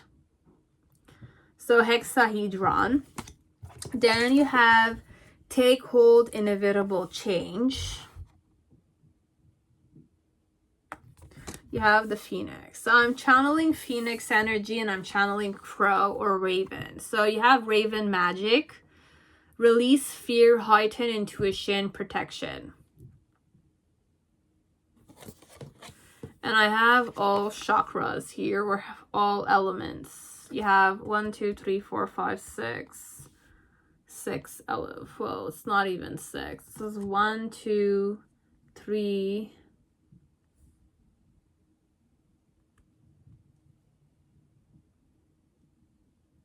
There's a lot of form element here. If you look, the square is like 4 times here regardless of the other. Because this is, I can't say it's 100% hexahedron. Nurture and create.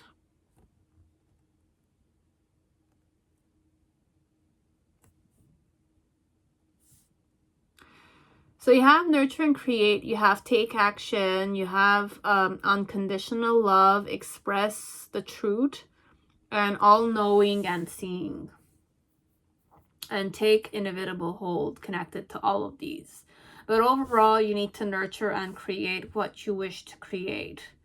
What your intuition is telling you to create, embrace it and like express it and take action connected to those.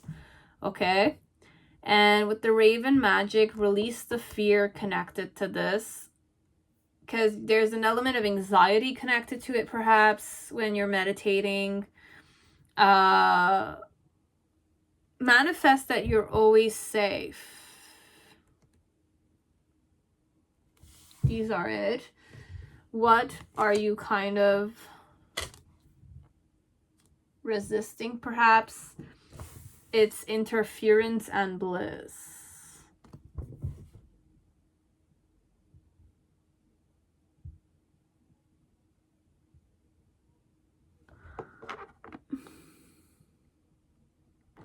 This is definitely a lot of third eye and crown connected with all chakras, perhaps.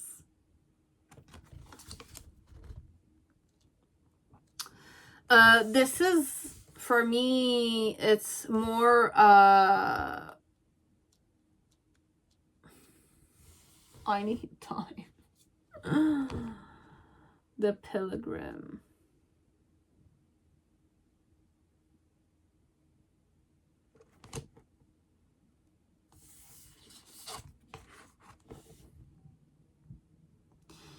I don't know if there's one thing I just channeled, okay? There's like a Sadhguru offers a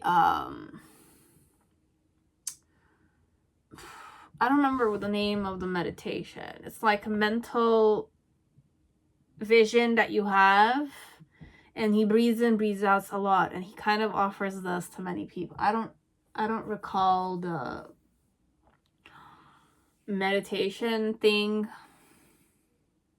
I always go back to Sadhguru. For me, he's like the only guru I trust, but I kind of like don't go 100% there. I have my own way of being, okay? It's not that I'm not devoted. It's just, I kind of consciously don't go there, okay? I consciously decide not to go there, okay? So this one here, I'm gonna say there's a guided meditation, let's say, that Sadhguru offers you. It's a Nidhi Siddhi or something of the sort, where it's more about like a certain kind of meditation he offers, okay? It's about like a certain intention you put that you can kind of manifest if you want to manifest it, okay? So with the Pilgrim, it's like a challenge that you just need to overcome. Okay, so how you can get out of this samsara is to kind of have that intention, like that intention of trusting 100% your intuition, believing that your whole body is aligned completely with your intentions, as if like root chakra wise you're aligned, sacral chakra wise you're aligned 100%, because it's all about alignment. All 5 senses, 5 dimensions, 5 elements perhaps, but you're giving it form in a physical reality phase. It's like your goal is the mountain, let's say, okay? Your goal is the mountain here. This is about pilgrim, but it's also about like being on that journey, facing that simple element of, can I do this myself? Me, myself, and I. It's that kind of vibe here. But my vision and my intention are all devotions connected to myself. So it's more an offering for myself, more an offering, or it's more like releasing a certain karma element, healing a certain karma element, perhaps. Because there's a lot of like divine energy here, or a lot of like protection that you need to allow yourself, and rebirth 100%, but also kind of like give it birth, okay? Because you have the interference here, but this is also about the union of the divine masculine with the feminine in some way. You have the swan, and it's all about acceptance. Acceptance of it, but giving it form and following your intuition and nurturing and creating what you wish to create with the purpose of healing, perhaps. But overall, it's really connected with your third eye, okay? Third eye and crown chakra, but it's not just that. It's more about giving what your dream is form.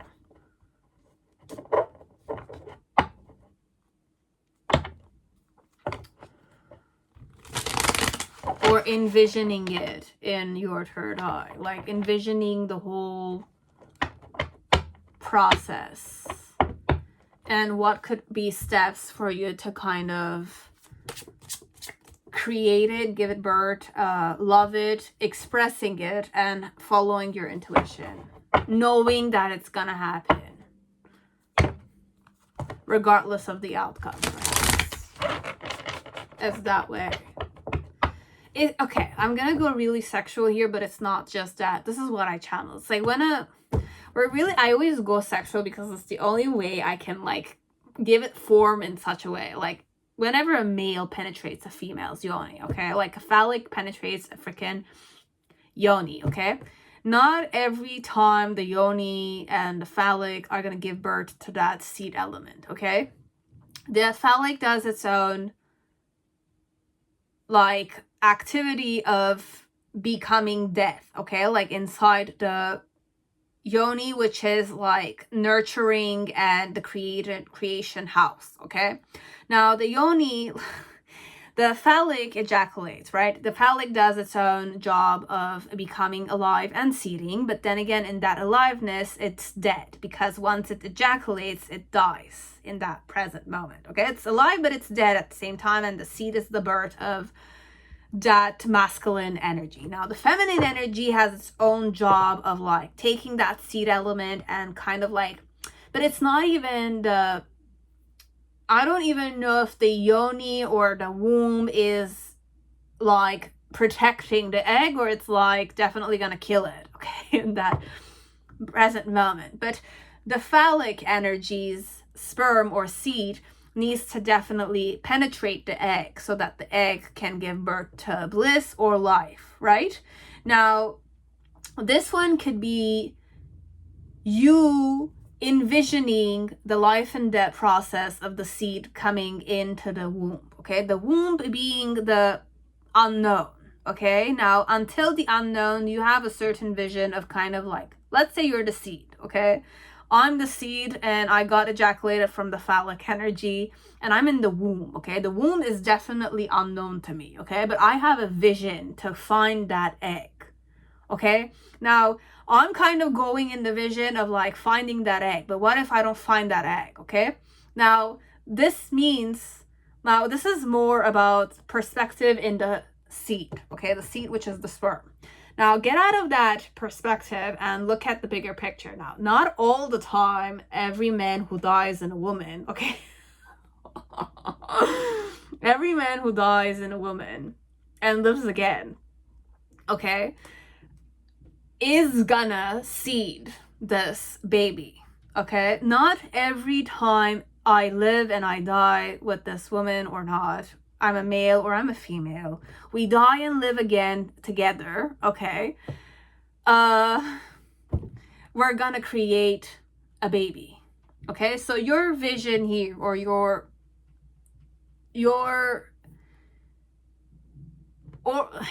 challenge here to overcome, is to understand that I have to kind of put the effort to die, live and die again, so that I can create love, right? Now, Pilgrim is all about the love.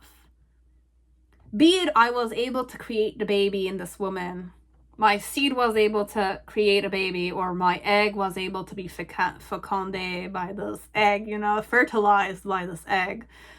I was able to live and die with that man or that woman, right? So the overall, the Pilgrim is all about the emotion, the nurture, and the creation, right? So the aim is always the same, is to accept life and death in some way. Now, accept the fact that you're alive and you're dead every second of your breath. It's like every breath you take, every breath you inhale or exhale, it's a process in itself.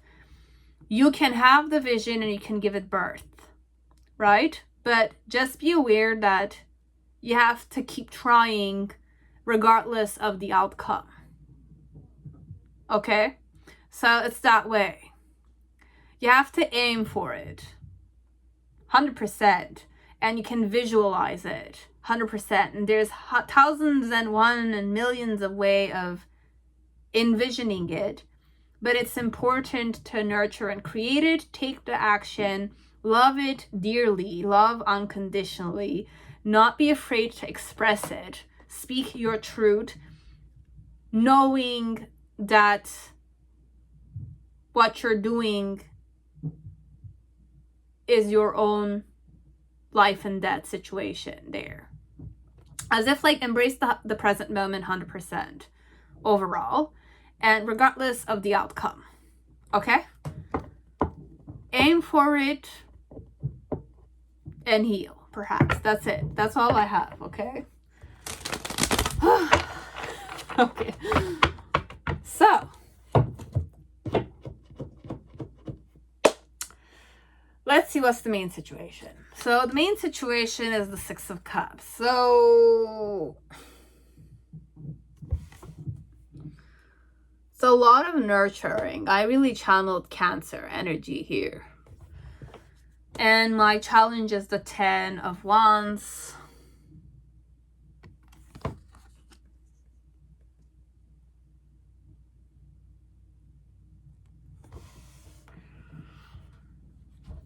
The reason why it's the 3 of Swords.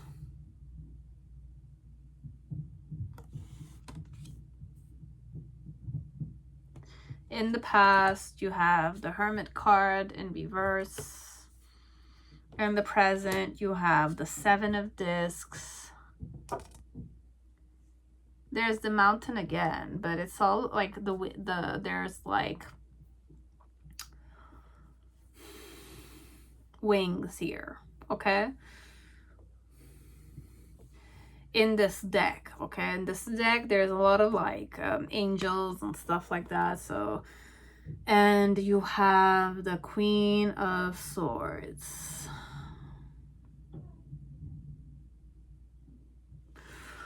Okay. But I don't remember if it was reverse or upright. We'll just kind of release it. And you have the 4 of Wands. And the 4 of Discs. I have 44 there. I have 42 also. What number do I have here? You have 17, but it's like 1 plus 7. It's 8. 8 is also 4 times 2. 4 plus 4. I'm kind of connecting it like that, but it doesn't need to be. And then you have 6 and 9. And you have 20.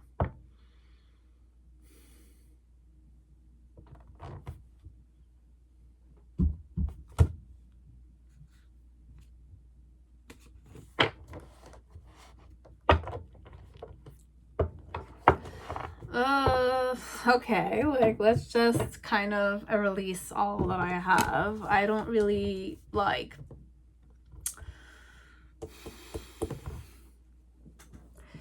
Look.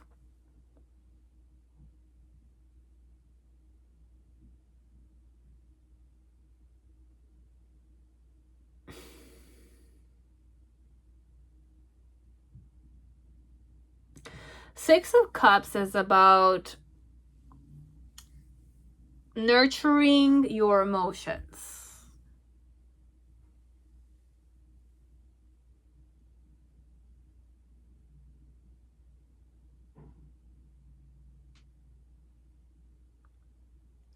Feeling safe and making yourself feel safe, but feeling safe overall.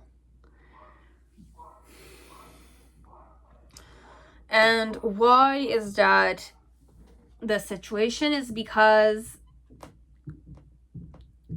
the only way you can feel safe, let's say, is once the mental activity is, like, when I say mental activity, it's the self-judgment or the self-inflicted pain stops. Okay, so why is the Six of Cups the way you can get out of this situation? Is because loving yourself and nurturing yourself is opposed to, like, not say opposed, but improved once the self-judgment is stopped.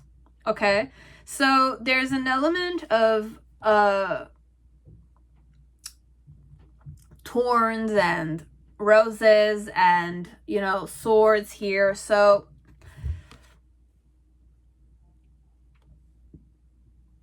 it's like your heart is pumping all the time. Okay, if your heart didn't pump, okay, you would not be able to breathe in, breathe out. The oxygen that you're breathing in, breathing out will not necessarily be pumped properly, right? So let's say when you're kind of judging yourself, you're kind of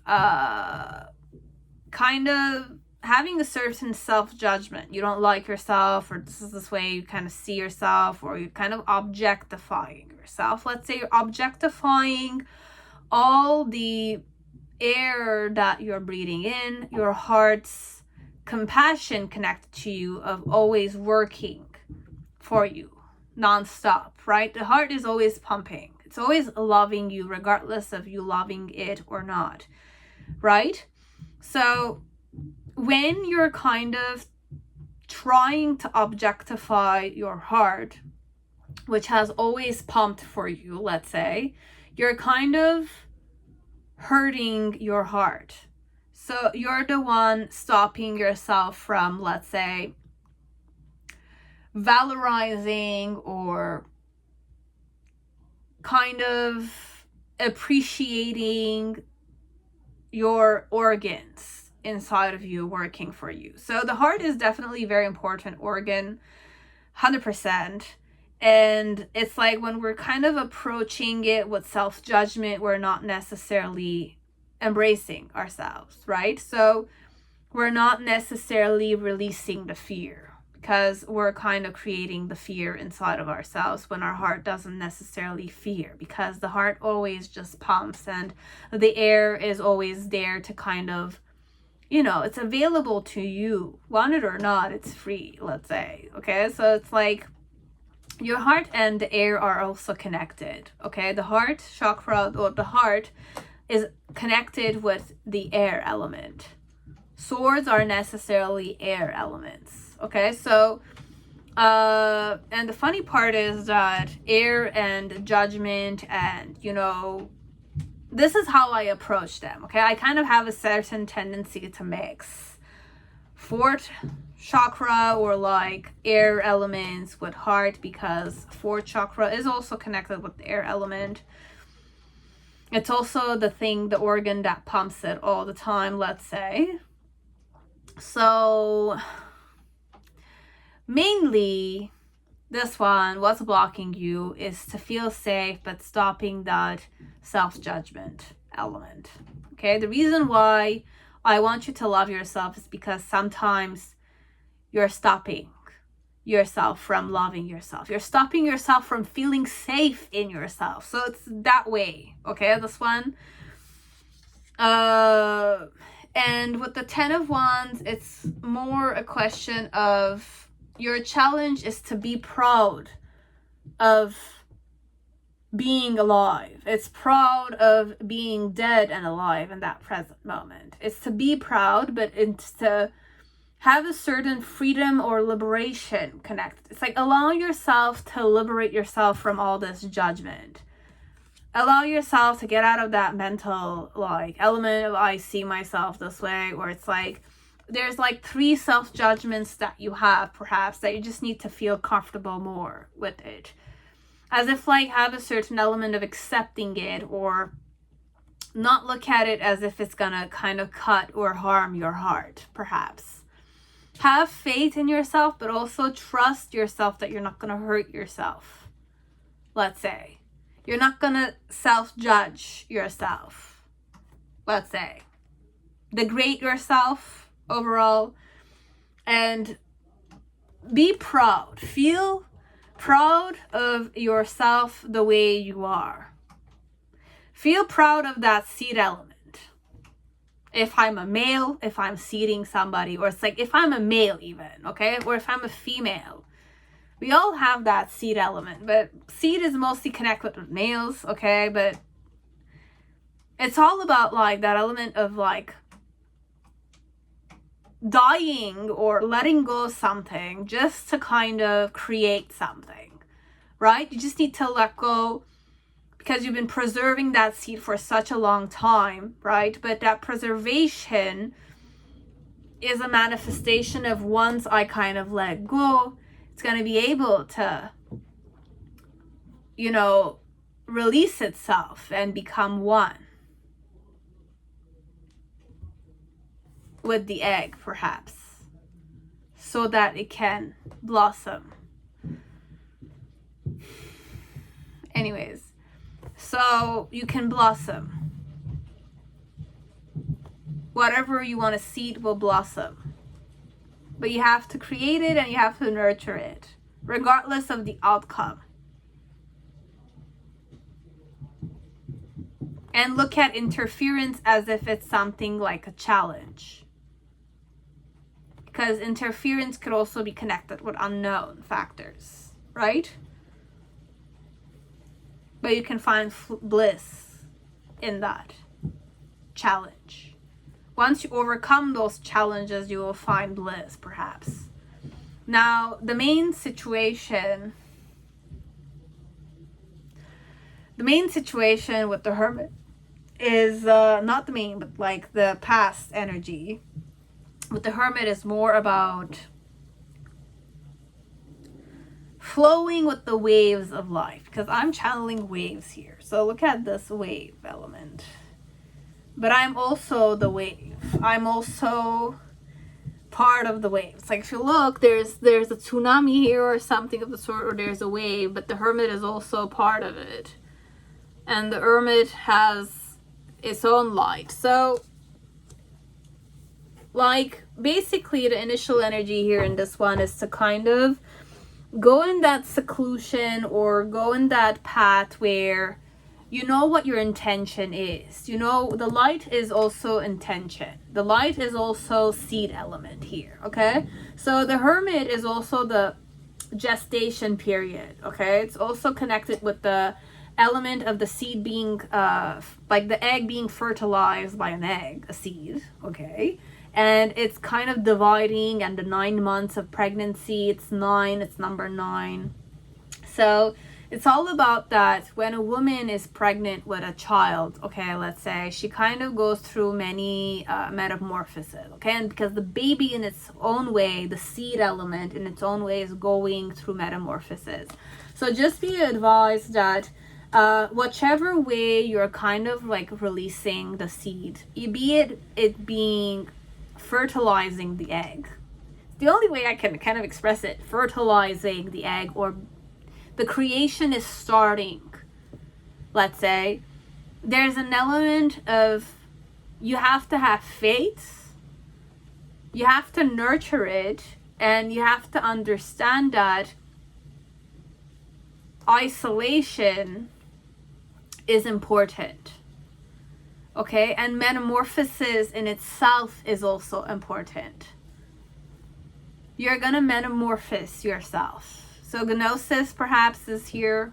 I don't have the Gnosis card, but there's an element of, there's a lot of given, like everything I'm saying is also present in your cells. Okay, every cell in its own way is always dividing and expanding and evolving, etc. So perhaps this is more connected with atomic, cellular level, as it could go many dimensions. So you will know which way to kind of look at it. But with the Hermit, it's all about gestation period.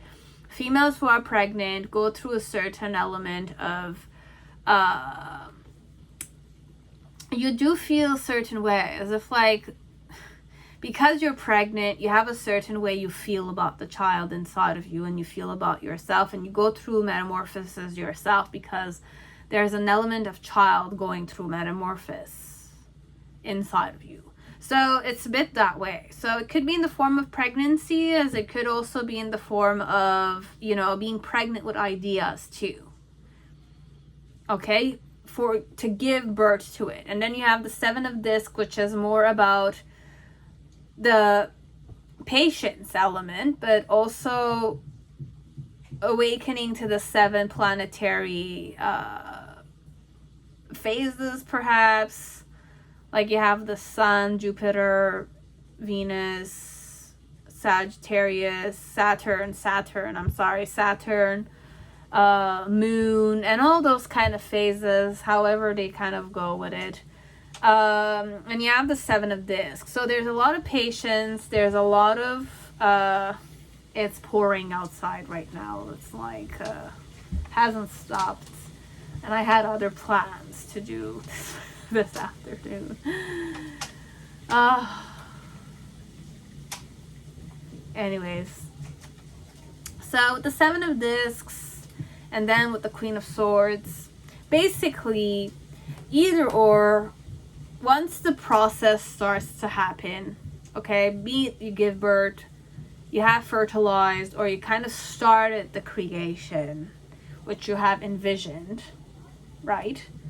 Because it might kind of give you a certain bliss element, be it inside of you or outside of you, however you want to go at it. There's an element of you need to be patient with the whole situation. Sometimes this one might take longer than another one to manifest itself or to get out of, okay? And then with the Queen of Swords, it's more like once that period of gestation is over. So this one, it might take a while. So you might need to kind of stay stuck in it for quite a long time. Perhaps 7 weeks, 7 months, so that you can liberate yourself from it. So this is more about giving it time. Or you have to be patient with yourself with this one. Or there's a cycle of 7 things you need to face. Or 7 planetary energies you need to embody. You will know that much if it's resonating with that one. Okay? But the end is near once 7 cycles are over. So 1, 2, 3, 4, 5. Because with the Raven magic, you have 7 points. Okay? And here it says release fear, heighten intuition, protection. But I feel like this samsara might kind of like enhance certain stuff inside of you, but you just need to give it time. It's like you need to kind of do this for 7 weeks, 7 months, 7 planetary things. I don't know. It could be something that you need to kind of work on it during 7 periods. It's a bit that way. And with the Queen of Swords, it's more like once that's 7, number 7. be it spirituality number, be it like aligning with self or something of the sort, or just 7 weeks a day, 7 days a week perhaps. Number 7, basically, number 7, you will know. In whichever way, just do some researches perhaps with this one. Or 7 stages. 7 stages. Or all 7 chakras are connected here. Connecting all 7 chakras and aligning to it and focusing them on that one intention is the answer here. But overall, giving it form. Because disc is also earth element, so it's about the creation element. So 7 pentacles is more about working on it until you can achieve it, but aligning with all 7. Or you have the moon, the spirit, and the sun in one side, and you have Jupiter, Mercury. I don't know them. I'll just show you the signs. So these 3 are together. They're working in one way. Then you have these 4 are together and they're working on this. But the aim is always the goal. And the aim is always the pilgrim, perhaps. The releasing or the pilgrim. Overall, it's about pilgrim, or it's about devotion, or it's about offering. Devotion, 100%, or releasing the karma. Okay? So the intention is to release the karma, perhaps. And with the Queen of Swords, it's the crow energy again, the raven energy, and then you have the eye inside. So, and then you have the branch too. So the branch is one side of the tree, and you have the Queen of Swords, and there's a green eye here, but I'm kind of looking at it as if it's the third eye.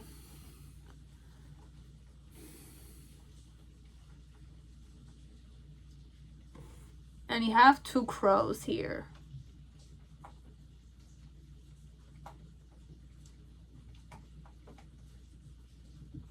Kind of always looked at these 2 as if they were like one crow with 2 heads. I just realized that it's basically 2 crows.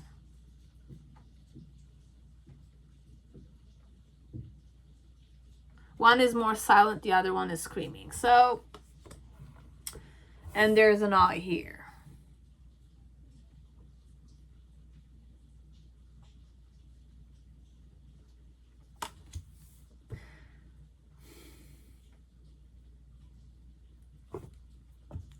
Basically, once you wake up, you will be able to release the fear connected to magic, perhaps. Your fear connected to magic or alchemy. And you will have a more heightened intuition. So be prepared for that.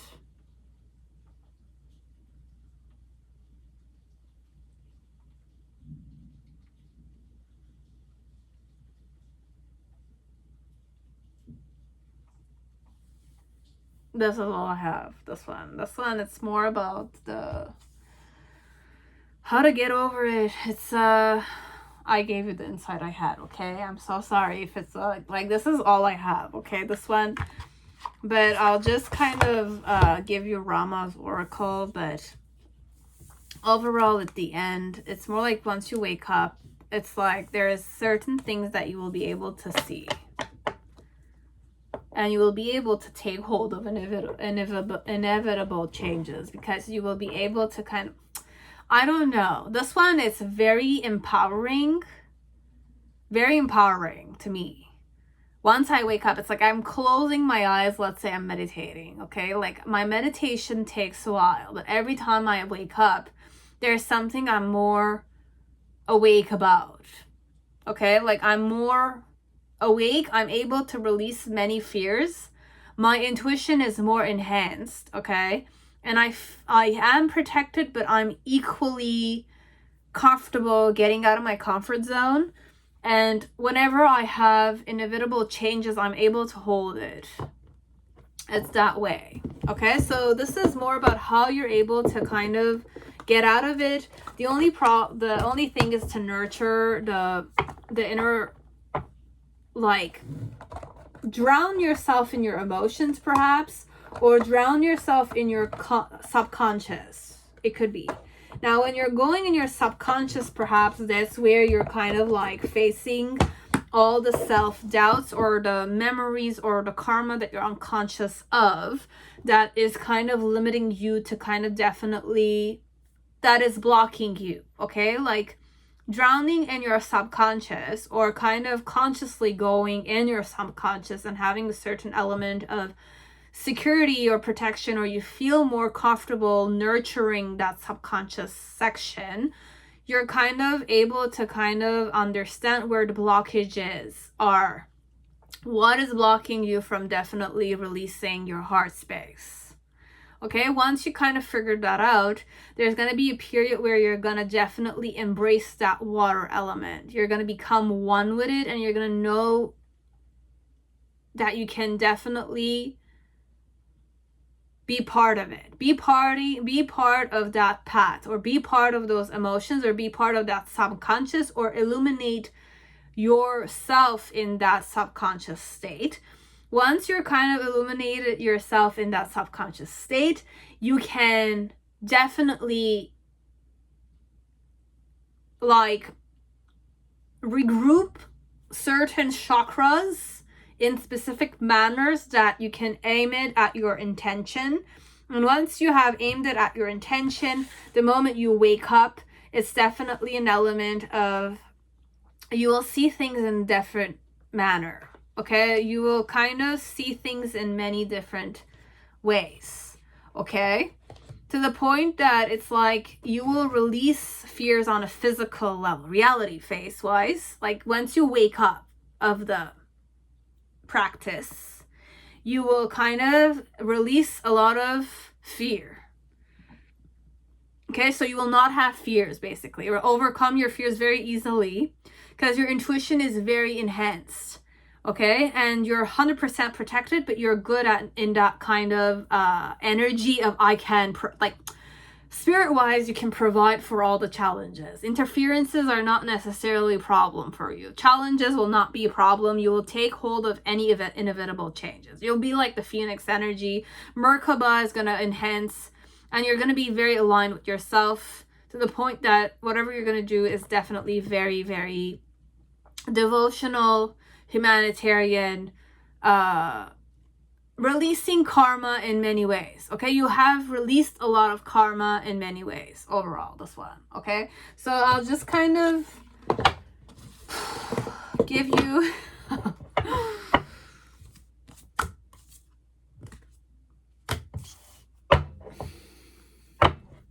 Rama's oracle. Okay, what's your mission as a being here in this one? Exile and expertise. Reunion, but I'm not gonna go in that one because I didn't shuffle it. Okay, I didn't shuffle it. And for exile, we have number 1. Expertise, I have 2. Okay, so exile, you have deep into the forest. Okay, so section 1, Rama is banished. The mother of Rama's brother Bharat deceives the king. Okay, so indication, in general, not favorable as one goes through a time that appears to be unfair. Message here is Hanuman, so we're gonna select number 1. Indications of a great destiny. So the power of active devotion is an indication of a great destiny. Okay, so this is a 1 I can give you. Then you have expertise, the final challenges. Okay, so I'll read. You have section 2. Hanuman crosses the ocean and enters the evil king Ravana's city. Okay, he defeats all opponents and finds Sita. So this one, it could also be connected to the water here, and you being Hanuman here, that is kind of definitely entering the evil king Ravana's city that is crosses the ocean. Okay, they cross the ocean, but it's all about the ocean, the journey going there. And he defeats all opponents and finds Sita. So you're kind of like defeating all the inner emotional challenges, okay? Emotion or subconscious challenges, okay? So you have number 4, which is Rama, God hero, okay? And here it says, God incarnate on a divine life quest. And then you have the holy name, the power of pure devotion, Rama's name. Okay, so you have number 4 and number 7, and I really did channel number 4. It's really popping to my eyes more than number 7. So number 4, to find the great, be humble, be unknown. To find the great, be humble, be unknown. And then number 7 is aid arrives in an unusual form. Trust it. Okay, so this is all that I have.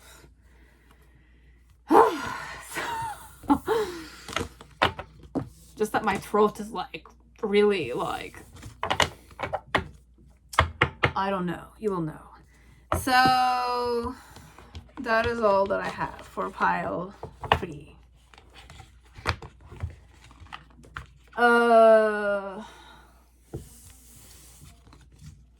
Thank you. Hope it resonated, or I hope it gave you insight, okay? Find the insight within yourself. That's it. Ugh. That is all that I had here. I'm just gonna put it here. Now, pile 4, whoever chose, whenever you chose. Millennium Thoth, welcome to your reading. I hope you're all safe and healthy in this time. Okay. Let us shuffle this one first, and then we're just gonna kind of...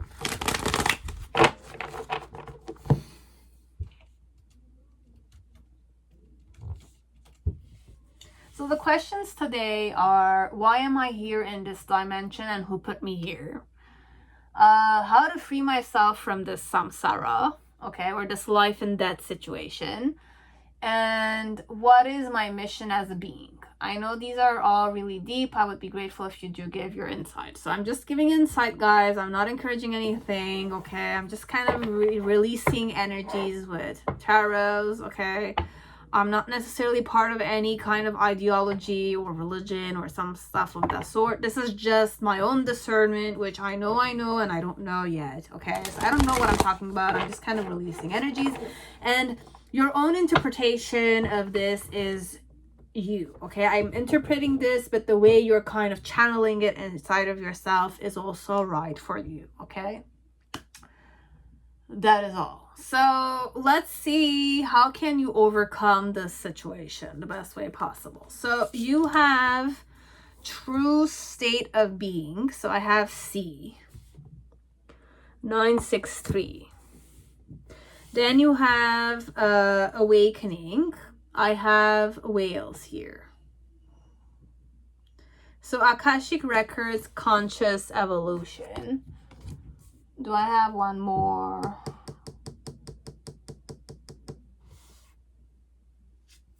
One more. Clarity. Stay clear and focused. Stay cleared and focused. You have awakening, Akashic Records, conscious evolution, and you have true state of being. How can you overcome this? By having that trust and that faith that you are simply awakening to many things. Okay, and it is a conscious evolution. Okay, you're consciously awakening to many stuff, not unconsciously awakening, but consciously awakening yourself to those patterns, to those information, to those witnessing elements. Okay, so this is more about witnessing with a certain clarity and discernment about the true state of being, existence. Okay, so this is how you can overcome it. understand clearly, okay, that you're awakening consciously to many stuff. It's about consciously creating your reality, or consciously understanding or awakening to the reality of the true states of being of many people. Because life is about manifestations, okay, let's say. And everybody's manifesting its own karma in a specific manner. Now, this one, you will be able to overcome it once you understand, or you kind of awaken to the fact that you are consciously seeking those things and you're seeing them very clearly. It's very clear to you that many people are in their own true state of being, okay? Or you are in a true state of existence. This is what existence is about. This is all about creation and creator's energy inside of you, which is available to you inside other people too, okay? So this is one.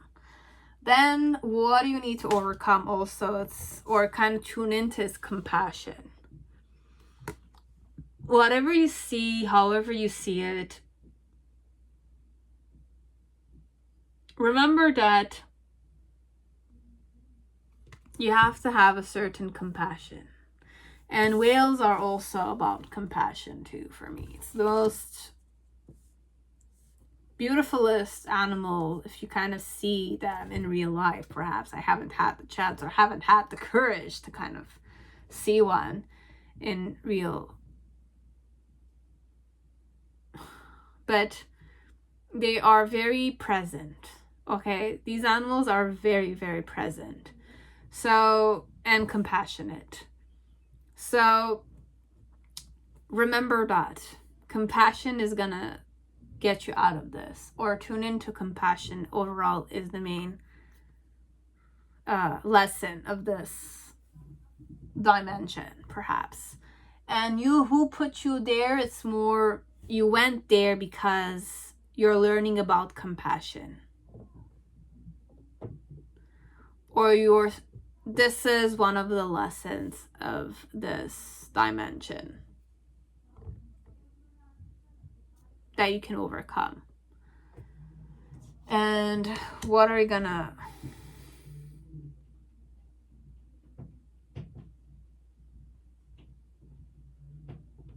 vow?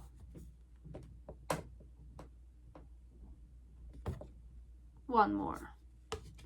Shadow.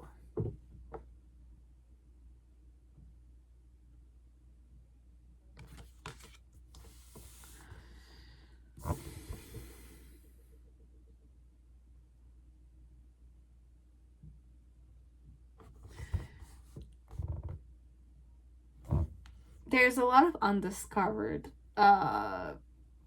places, okay? So how you can get out of this dimension overall is also about how much of your shadow side can you consciously see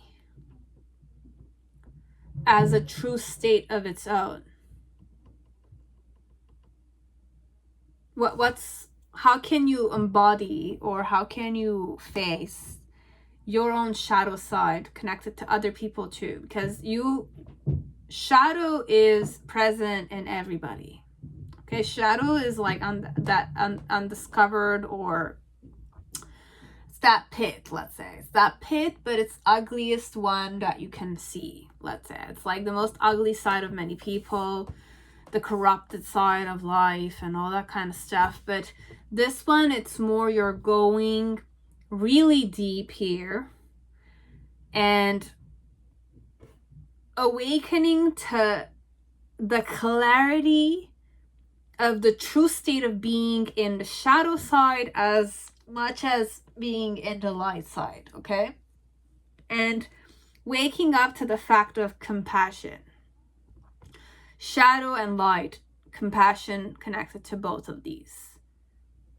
Finding the center point there, but consciously witnessing it with an air of compassion. And still having the faith to support the wishes of everyone, including yourself, regardless of how good that wish is. If you go really deep, right? How good intentioned that wish is or not. But waking up to the fact of the clarity that is connected to that state of being. The true state of being in that shadow side or not, but waking up consciously to it, not unconsciously. The patterns, the memories, and all the data a child might have picked up from their parents or their environment or how people acted that kind of was favorable to them. There's many things you can wake up to if you kind of really go inside, and how you kind of tuned in, or what pattern you kind of absorbed, or what data you absorbed and you made it your own, and now at this time it's not serving you, etc., and you can kind of release it. But this is more about witnessing mostly, okay? Witnessing the good and bad in everything.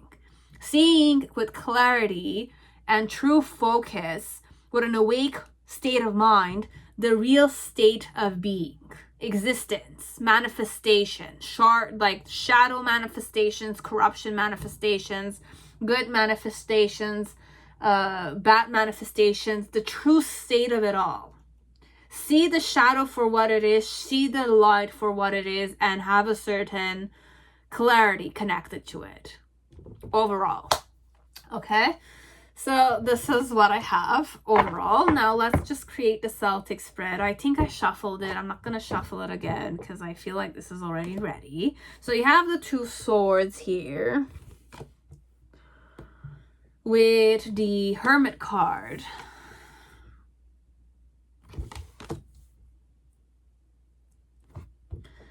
And your challenge being the Lust card here.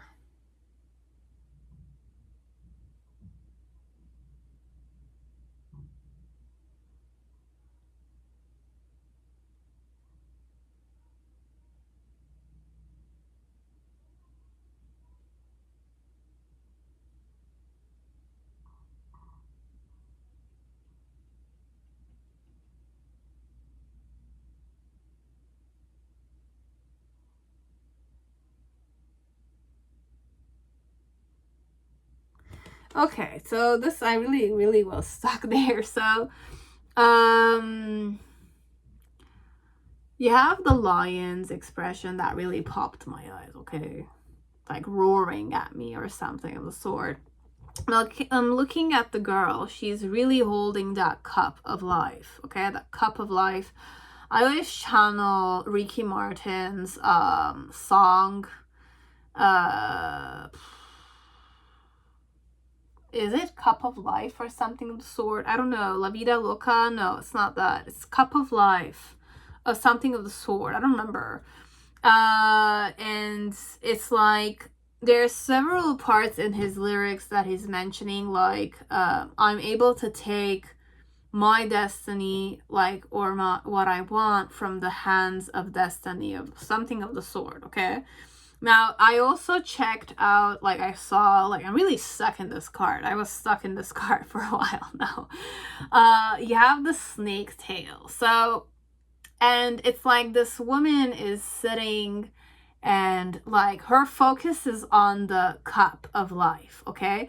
And the lion is roaring back at us, okay? So it's like, I'm definitely 100% protected. If I'm the female here and I'm like looking at the cup of life, my focus is there. It's like I'm holding this cup and I have a rose in my hands, a rose of purity or pure intentions, let's say. And you have the snake, which is right behind me. It's like the tail of this lion that's protecting me. So in some way, it's like regardless of however you see this situation, because I know many people look at the snake as if it's like vicious and it's like hypnotizing, or it's not good that it's behind you. It's like that. It's like the snake is looking at you, but you're not looking at it. But the girl, I'm sure, is very cautious conscious of the snake behind her. As if like she's aware of it. She's kind of she's tamed the lion with the snake tail. Okay, so it's that way. I've tamed those elements inside of me. And the reason it's this way is because it's the Fool. Check this out.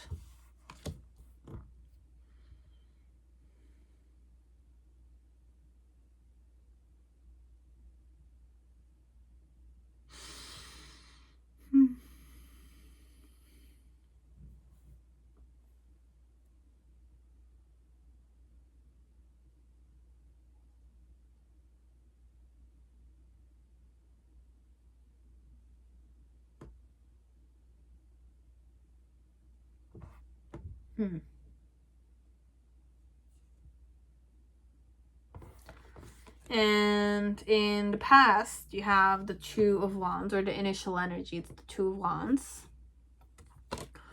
with the Star energy in reverse.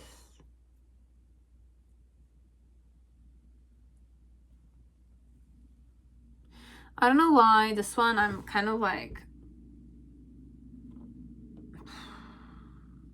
go on a cave or something of the sort if you're really like strong like that. I don't know.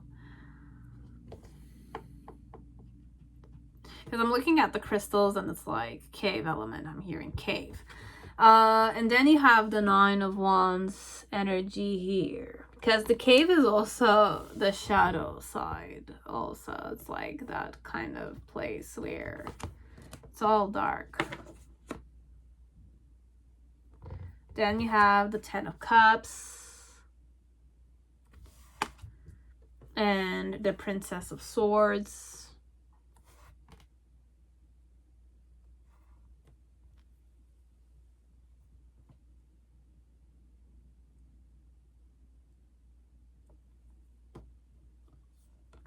The Ten of Wands and the Five of Swords.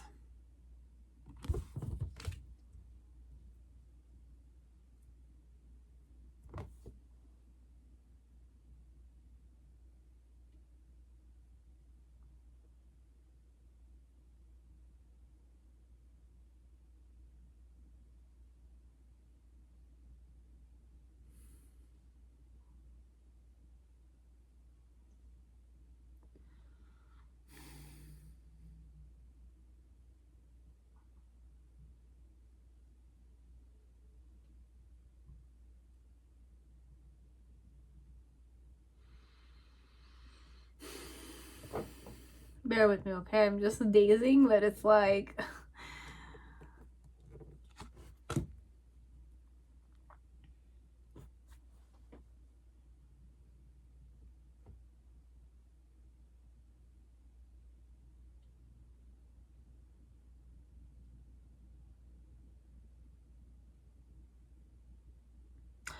I don't know. Overall, I'm gonna say if ever you're having difficulties getting out of this practice, perhaps find yourself a cave, okay? Find a cave or find a place where it's quite dark, let's say. There's a certain energy. I don't want to say go to find a temple, okay? Either a temple and a place where there is some kind of energy that's available to you that you can definitely trust. Your intuition will guide you there, perhaps. Be it a temple, you will sit down and kind of tune into that energy. But overall, what I'm sensing is a cave. You might need a cave to kind of definitely go in this state. Okay, a cave with minerals. Overall, there's a lot of minerals. Either it's a mine or it's a place, but it's a cave. Find a cave near a water section or something of the sort. Or you will find one.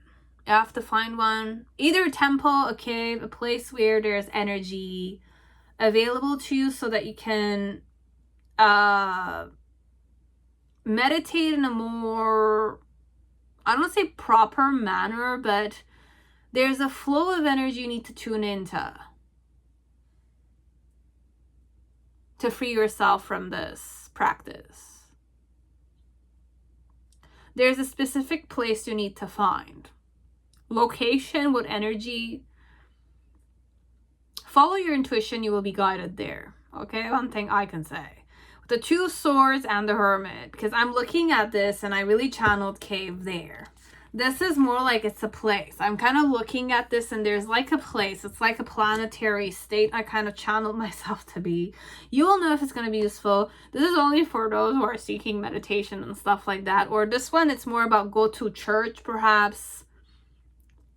You can go into a church, a temple, a place that's there for you, like a sanctuary perhaps. But if you're a meditator, let's say there's an energy body you're seeking for, okay? Spirit is seeking, or the samsara needs that kind of like boost perhaps. Or you need that, it's like sometimes in alchemy you need to kind of combine this, and it's going to create a certain synergy.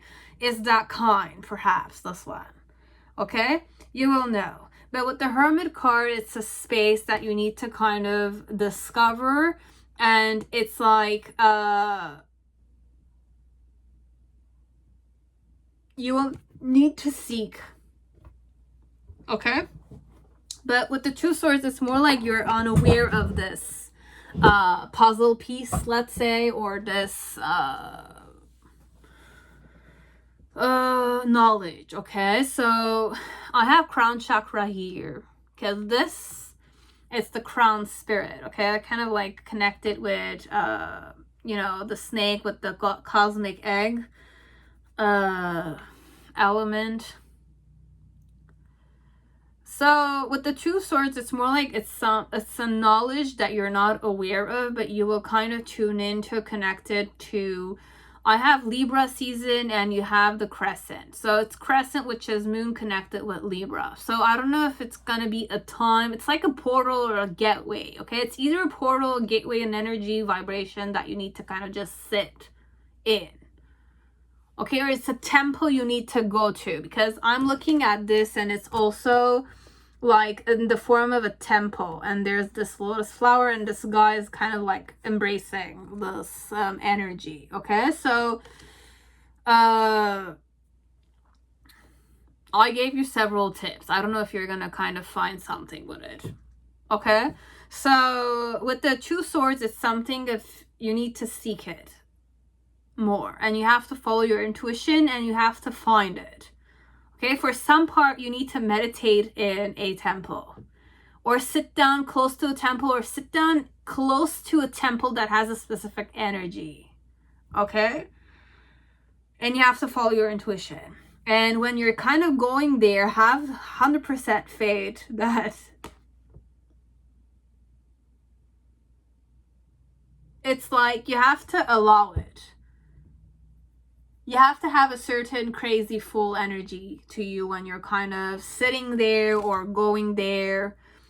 Be fearless. Understand that there might be some Kundalini energy combined to it. Okay.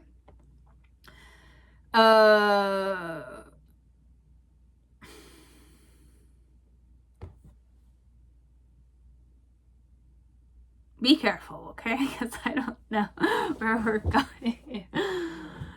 Oh.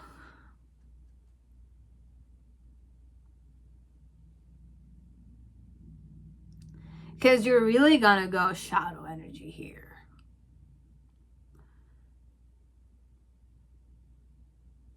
There's a lot of like shadow energy here.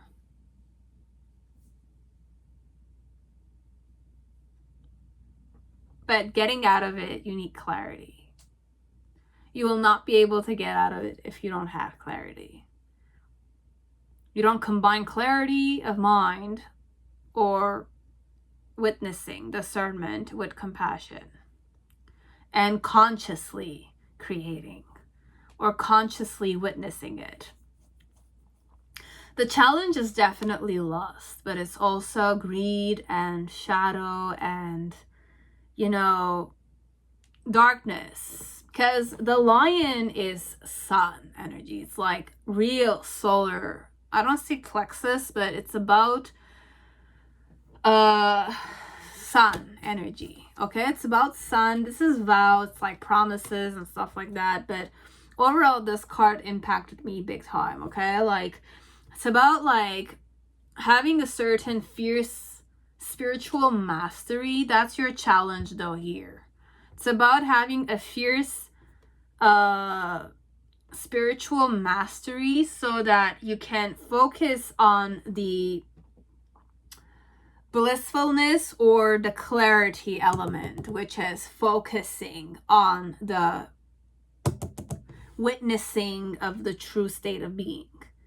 It's that intense, this one, because the snake is not necessarily against you. The snake is with you, let's say. The snake is your own Kundalini awakening, which you're embracing, but you need all of these to kind of go in this state and overcome it, perhaps.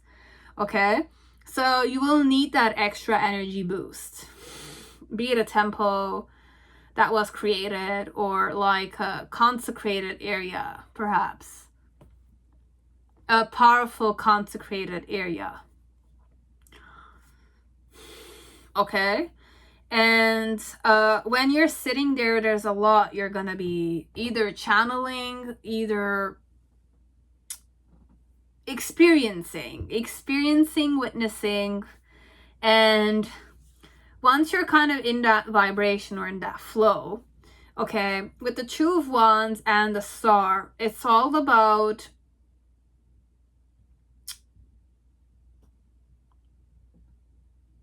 nurturing both sides of energies, okay? Like shadow and light, finding a center point, okay? It's about moderation, but it's all about like nurturing and following your intuition, but having a certain clarity, okay? It's all about clarity. It's all about deciding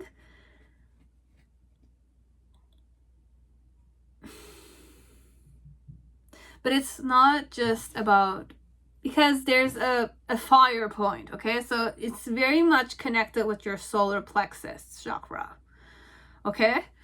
Because I have the ram here.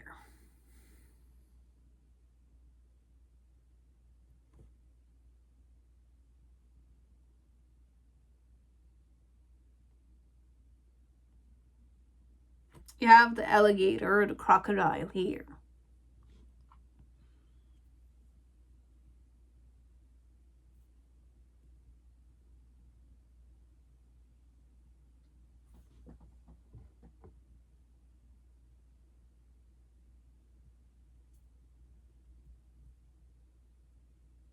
And you have the monkey there. Okay. With the Two of Wands, it's mostly about when you're in that vibration, let's say, you're in that dimension, let's say, you have to make the decision. It's like every time you're like going in an unconscious phase, try to bring your focus back to being conscious, okay? Because the more you lose yourself, basically you're losing your unconscious, right? So going there, you need a lot of spiritual mastery, okay? Overall, your challenge, once you're out of this dimension, perhaps, or this vicious circle, you're gonna kind of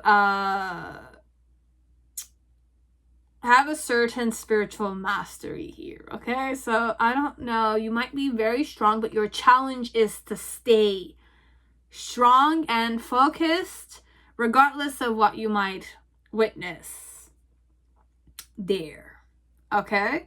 So kind of with the ram, it's to kind of have that spiritual warriorism, okay? To overcome the whole experience with a razor sharp clarity,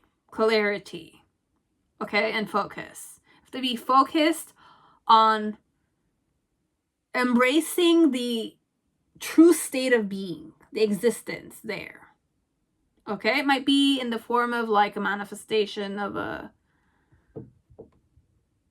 goddess of the sword or something. I don't know. Or like the goddess which is manifesting itself, but it's something that you need to kind of overcome inside of you. You just need to overcome it. Embrace it. With a razor sharp focus. Okay?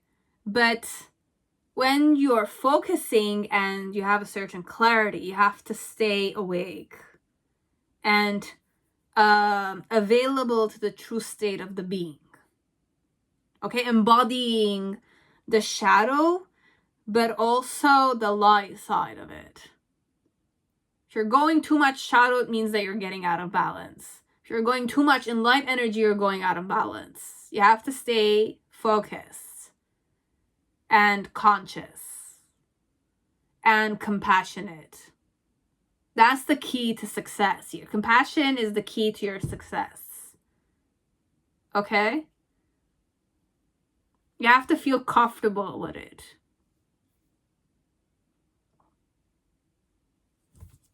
Comfortable with it. So you have like the fire and the water. So it's emotions and passion. You might be kind of tested on those, let's say. Pardon me. And with the 9 of Wands, it's more about once you're able to decide to go headstrong like a ram, but still have the faith that you can nurture yourself and nurture every single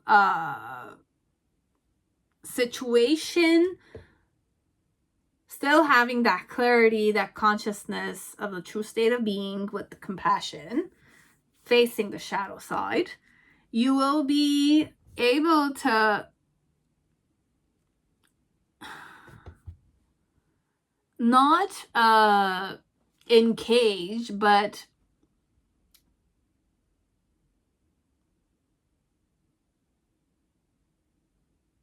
like the 9 of Wands energy here. Okay, I'll just show it to you. It's like perhaps inward energy, this one, but it's about like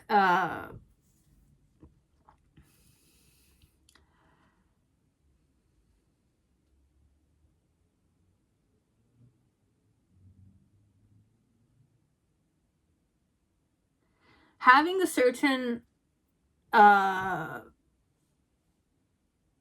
it's like the more you're kind of embodying that energy, okay, in the present moment, the more you're gonna feel like it's like entering a place without your weapon. It's like entering a king. Like, let's say I'm here to kind of meet the emperor.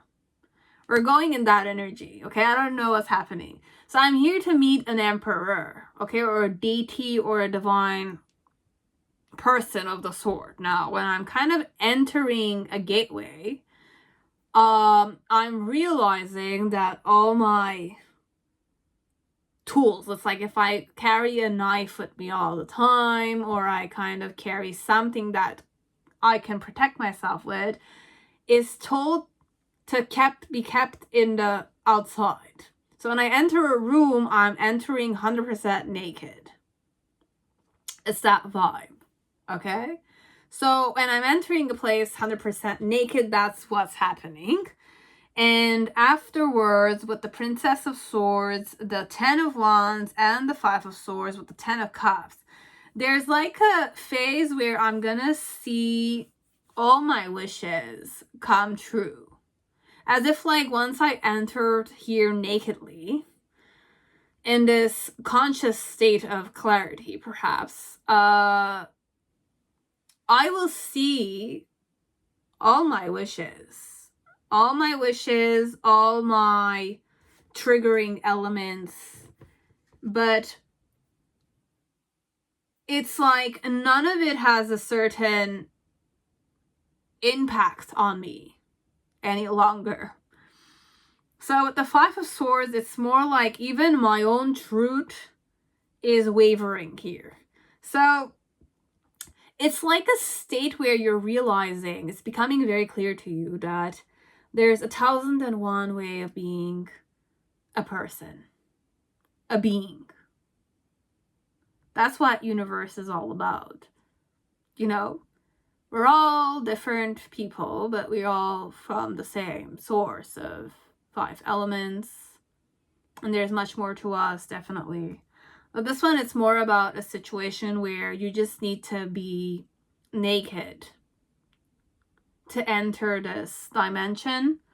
And once you witness it, you're just gonna, it's like entering to see somebody. When you see the emperor is gonna show you a mirror, perhaps, and in the mirror you will see all my dreams, all your triggering elements, all the things that were kind of burdens to you, but you are just gonna witness them all, because in that state where you are in that dimension, you're just realizing that there's 1,001 ways of being, and I'm awakening consciously to these things, and I'm kind of like having certain compassion connected to those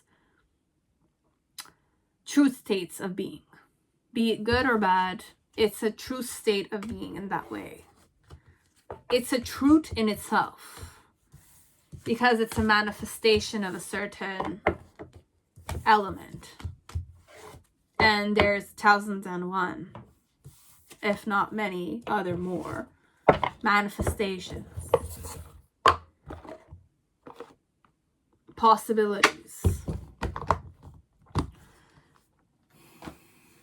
Okay? And they are still manifested. They're still being manifested. So those I kind of like needed to just manifest here, and we're just gonna give you some kind of Rama oracle thing.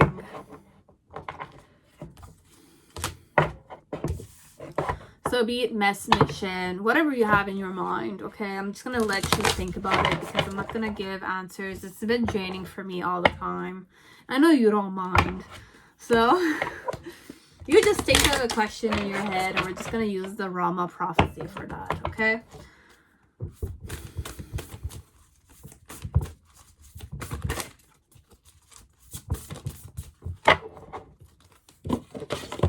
So I have 2 cards here. So you have prosperity and you have preparing. So let's start off with prosperity. What number do I need to kind of go with? Let's start off with preparing. What number do I need to read?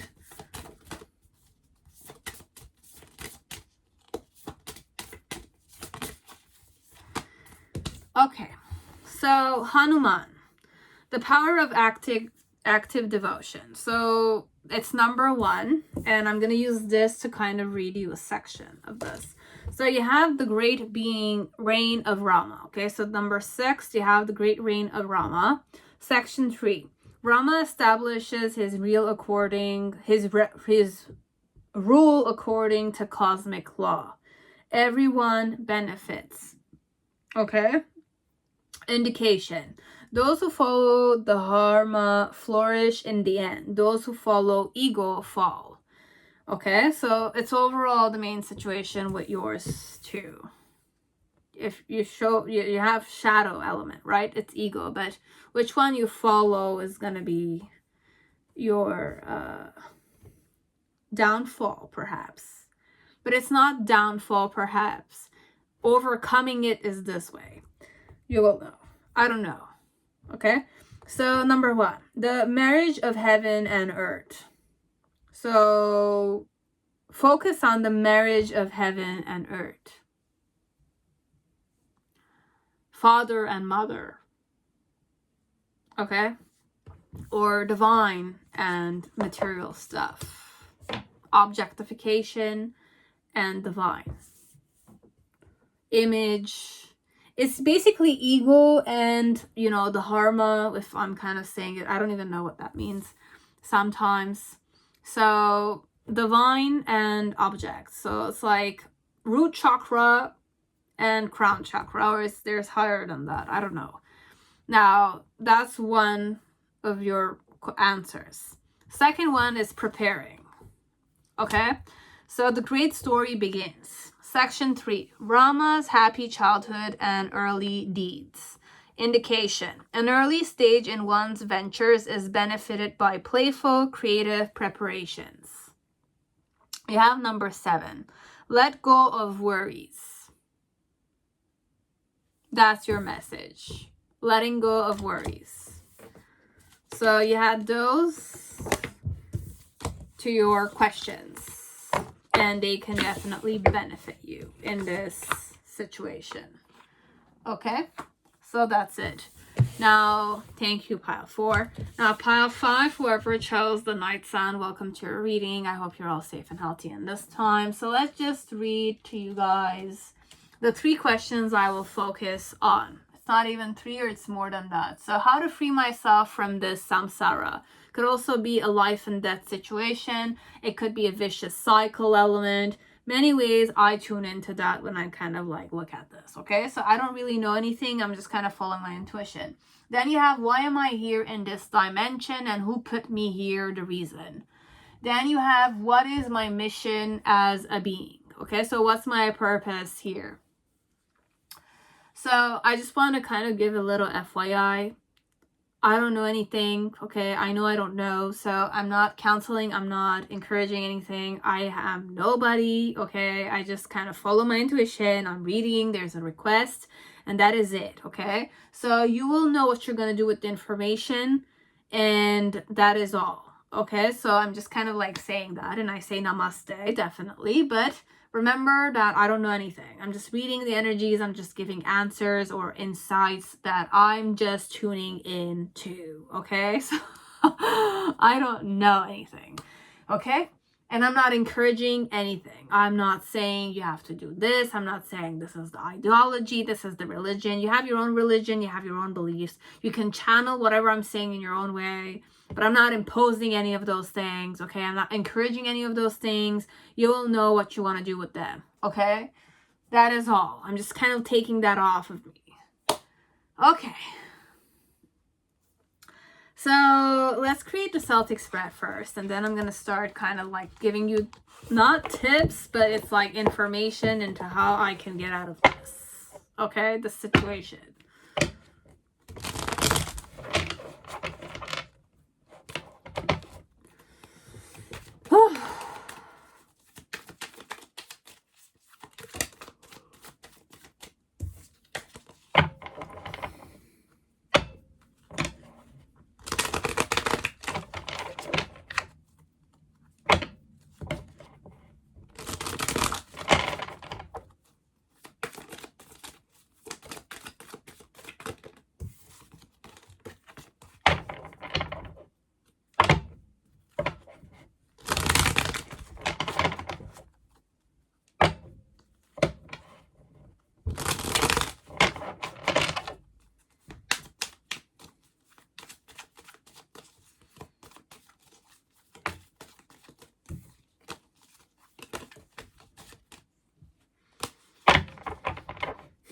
I don't know why I'm kind of channeling tarot readers here, even though I know somebody like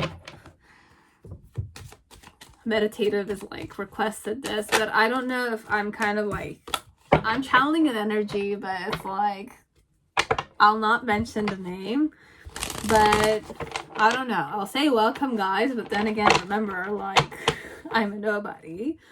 So I'm just gonna read, okay? So it might be triggering as it might not be triggering. I don't know why I'm saying this, but I'll just follow my intuition, okay? So I'll say welcome, hi, how are you? So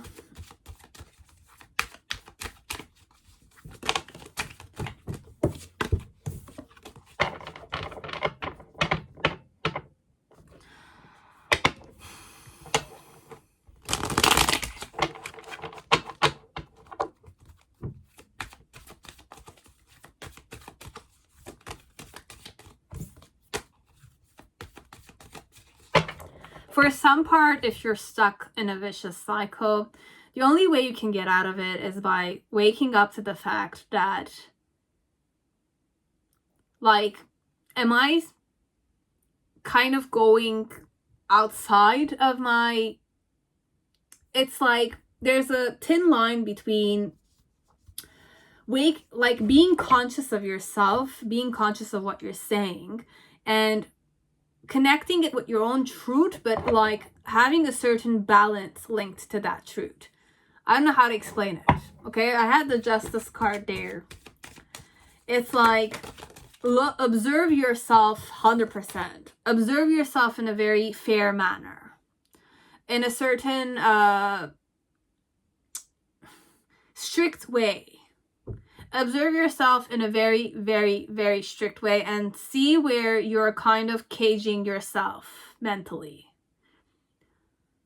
Whatever you're saying, if you videotape yourself, listen to yourself, but this time around with a specific intention to observe yourself, listen to what you're saying, and how much of what you're saying is grounded in reality, is really grounded in reality, and what side of it is definitely you getting out and losing yourself in a specific fantasy la la land that you have created in yourself.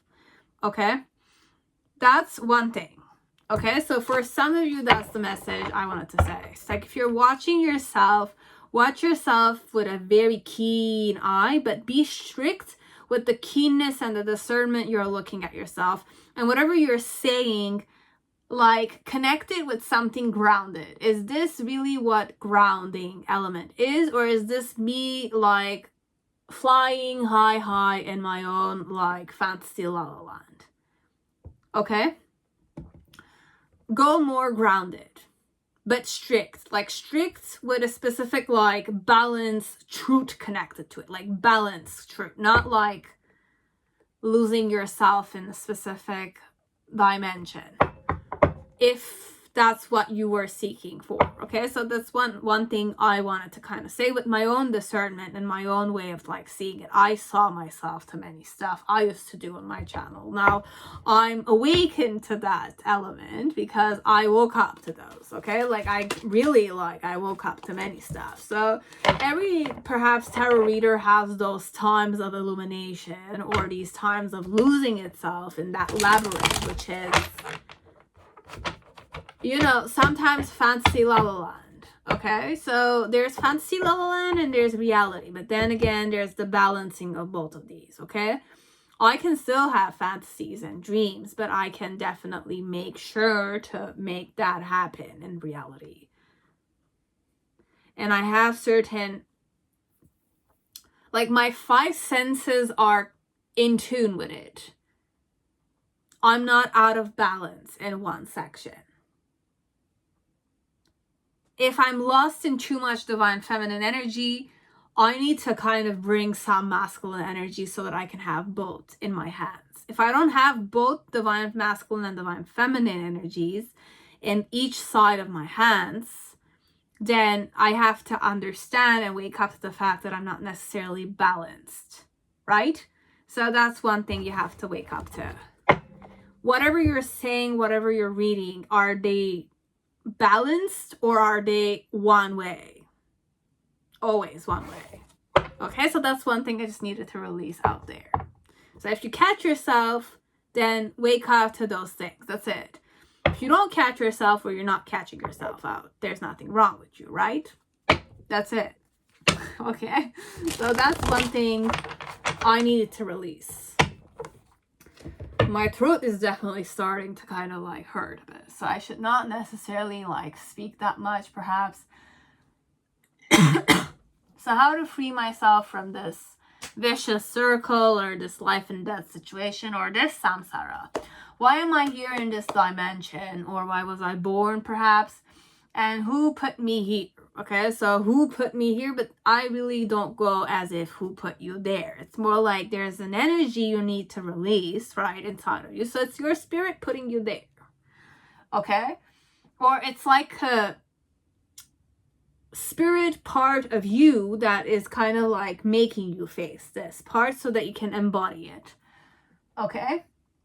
And overcoming it overall. Okay, and what is my mission as a being? So I shuffled it enough. So how can you get out of this situation? So you have unlimited potential, consciously creating reality. You have fruit of life, sphere of knowledge, and you have acknowledgement of our blessings. So be grateful for whatever you have. Be grateful of all the things that you've done for yourself and for other people. Then you have sphere of knowledge, is that fruit of life. So the knowledge that you have, right? All the knowledge that you have are there for you, right? It's like Akashic records. It's all available to you, right? So you have the sphere of knowledge, but perhaps you need to heal that element. Because it's too available to you, you might kind of like don't know what to do with it. So you have to still find that centering element there. And if you have too much knowledge, then just acknowledge that it's a blessing for you, not focus on it as being a curse. Okay? And once you center yourself, you'll not have that element of looking at this sphere of knowledge as if, or not losing yourself in a certain dimension that is only a specific dimension, but you're not able to ground it or find a certain balancing or centering element to it. And then you have unlimited potential, consciously creating your own reality, but in a more balanced manner, perhaps a more centered way. And what you're kind of focusing on, you have oneness. Overall, finding that integration point, okay? Divine masculine, divine feminine. It's about Shiva Shakti energy, okay? So, like from root chakra to crown chakra and beyond, find that centering, oneness. Come into a sense of unity within yourself, but so that you can have that center, like that balance between the divine masculine, divine feminine, okay? So the main situation is temperance, okay? Then we have the Ace of Swords, and one more, Two of Pentacles.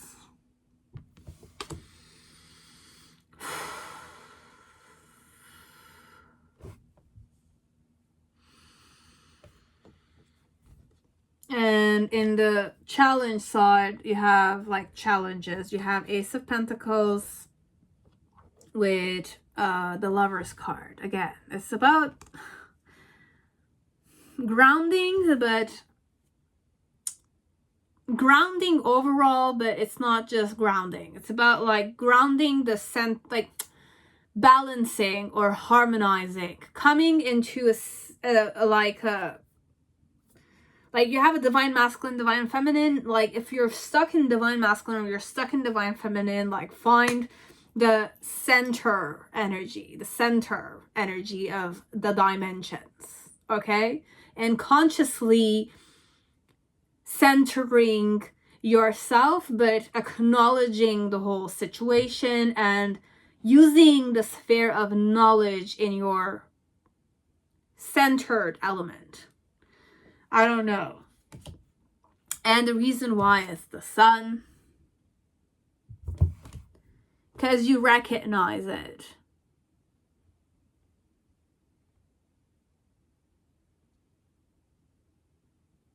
You see it very clearly. And in the past, you have the Knight of Pentacles with the Eight of Pentacles and the Three of Wands, sorry. In the present moment, you have the Emperor energy. You have the Two of Swords. And you have the Star card. And then in the near future, you have the King of Wands in reverse with the Karma card, which is the Wheel of Fortune. I have the Magician in reverse. I don't want to take this much. Just give me one or two. You have the Five of Wands. And the Six of Cups.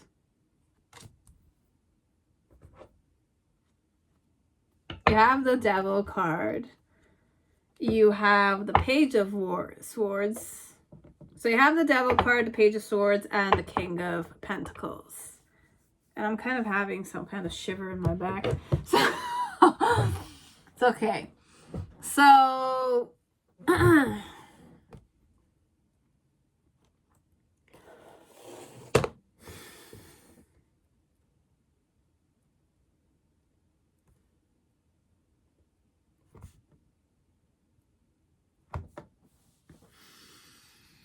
and also this here. So you have the Gem and the Forest. Know that you're a gem, definitely. And with the Forest is that you're undiscovered. There's so much to life that's undiscovered. You don't know everything, even though you know. It's not fun all the time when you know, right? So, like, for yourself, tell yourself, I don't know. What if I were to not know this time around? What if I just didn't know I could change many stuff? It's a bit like that.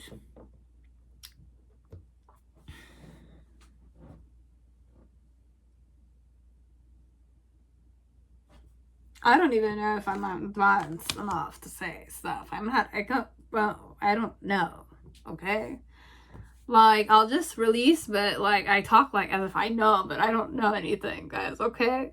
So just remember that. So with the Temperance card, with the Ace of Swords and the Two of Pentacles,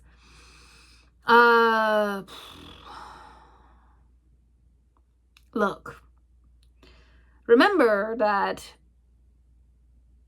there's light energy and there's the dark energy. You need both to exist. Life is about light and darkness, okay? It's about both of these overall, okay? And like, you have to speak your truth, definitely, but when you're speaking, be extra cautious of yourself, okay?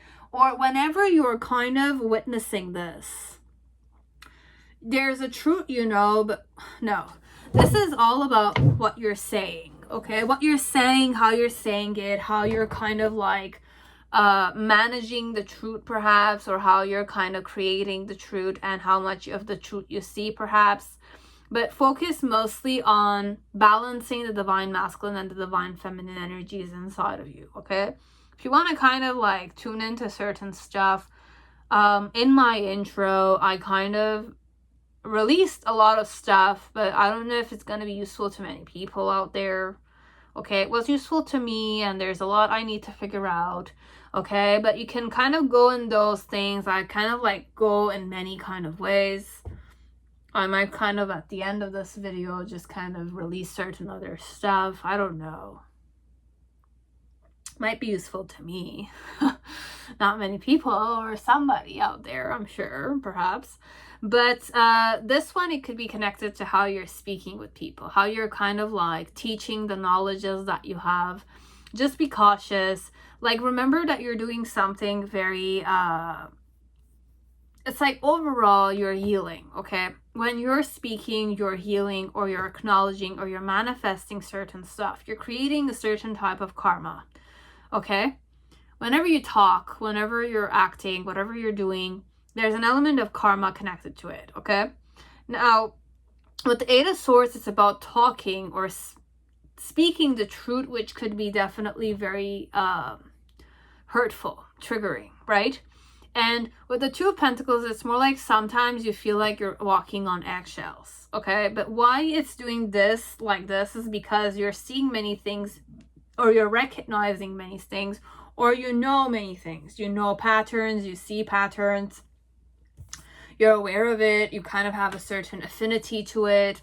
Whatever it is, you could definitely be very psychic, whoever I'm reading for, Or it could definitely be in the form of like simple, I know, I recognize it, I'm abundant like that, or I have a certain clarity to me, okay? The knowledge or the patterns or the memory is just there with me and I can't necessarily do anything about it, you know? So it's that way. So overall, just focus on centering yourself. And by centering yourself, you will have a certain way you will approach the knowing inside of you. And take and discern which one you have to release. Okay, so this one, it's more about how can you free yourself from this samsara, to acknowledge the fact that you know, yes, but even if you know, many things can change overall. You have to acknowledge this ability of yours as a gift, or you have to acknowledge the blessings that you have overall. Whatever you have, the safety, the food, the roof, or the community that you have to be grateful for it all. Be it good or bad, it's a blessing in itself. And remember that you have a lot of potential, so does everybody out there, right? Now, consciously creating your reality is also an element of centering yourself too.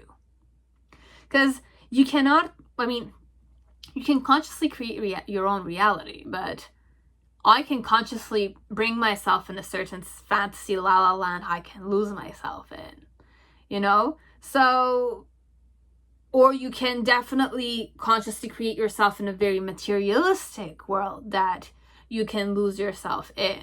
But this is overall consciously creating reality. Now, your own reality is how you create it, okay? So you can create it in a very, you can lose yourself in it or not, okay?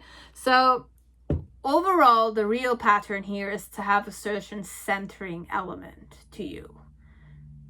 Centering the divine masculine with the divine feminine side of you in many frequencies or vibrations. I'm not going to doubt your knowledge. I'm not going to doubt your knowing.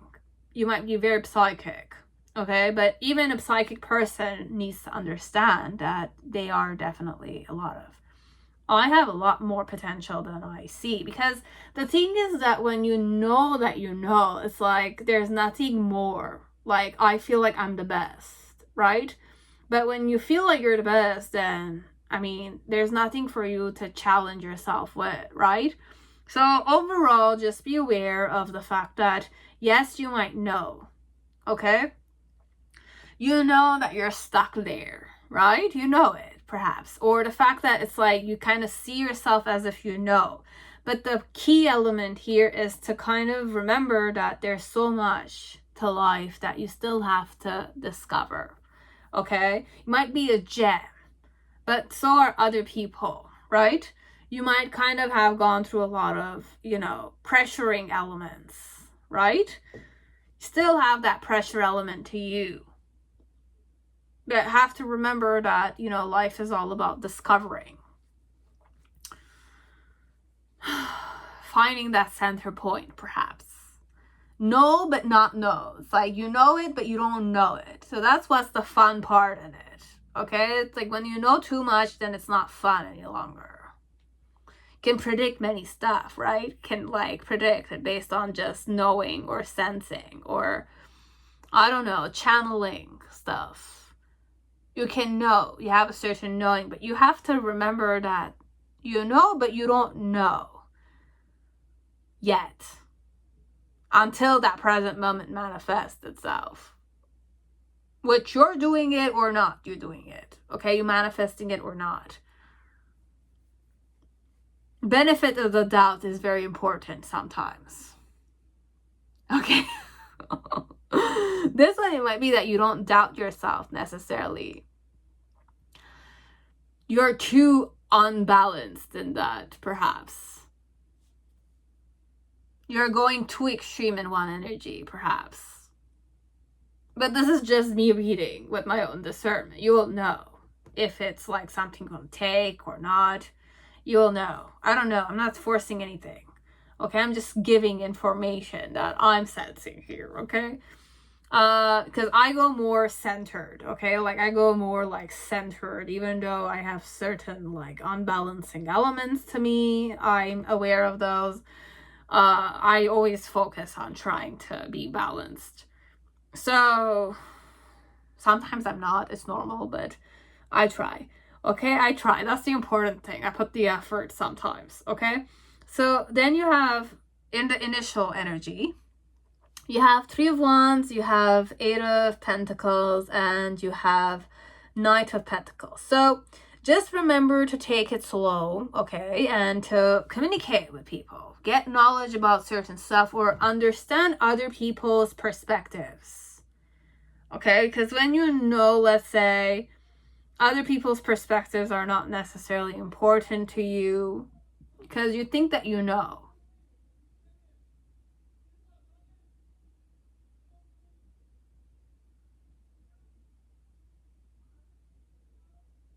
Okay, I don't know. It's I'm hearing voices. It's like not voices in my head. It's like I know some people outside.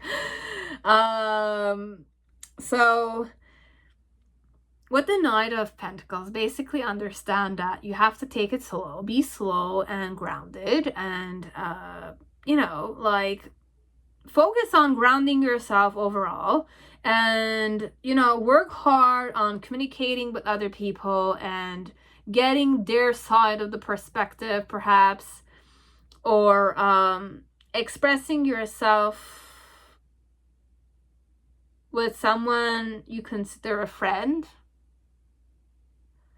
And with the Three of Wands, it's more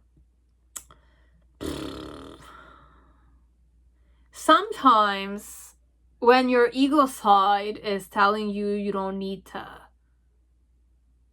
do so, close an eye on it, perhaps. I don't know. Okay? Because the Three of Wands, there's an eye that's closed, but it's about the intuition and it's about like the third eye. But sometimes if you have a very, very active third eye chakra, out of balance, as if like the negative sides of having a very active third eye chakra could go, you could go in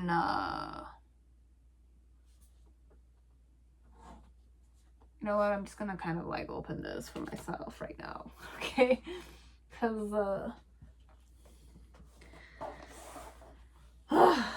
bear with me.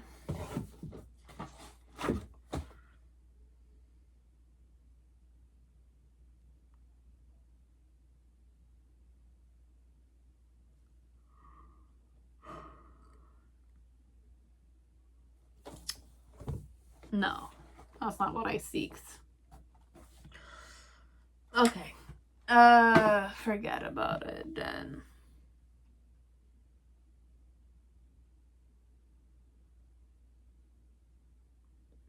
Overall, sometimes if you're too confident and you're too much in that state of you know too much, right? You know too much or you know it, but it's not necessarily 100% grounded, or it's an activity. This one, it's more about having that inner dialogue with yourself, okay? With the Three of Wands, it's either to kind of follow your intuition, but like have a certain faith connected to your intuition or your inner knowing, okay?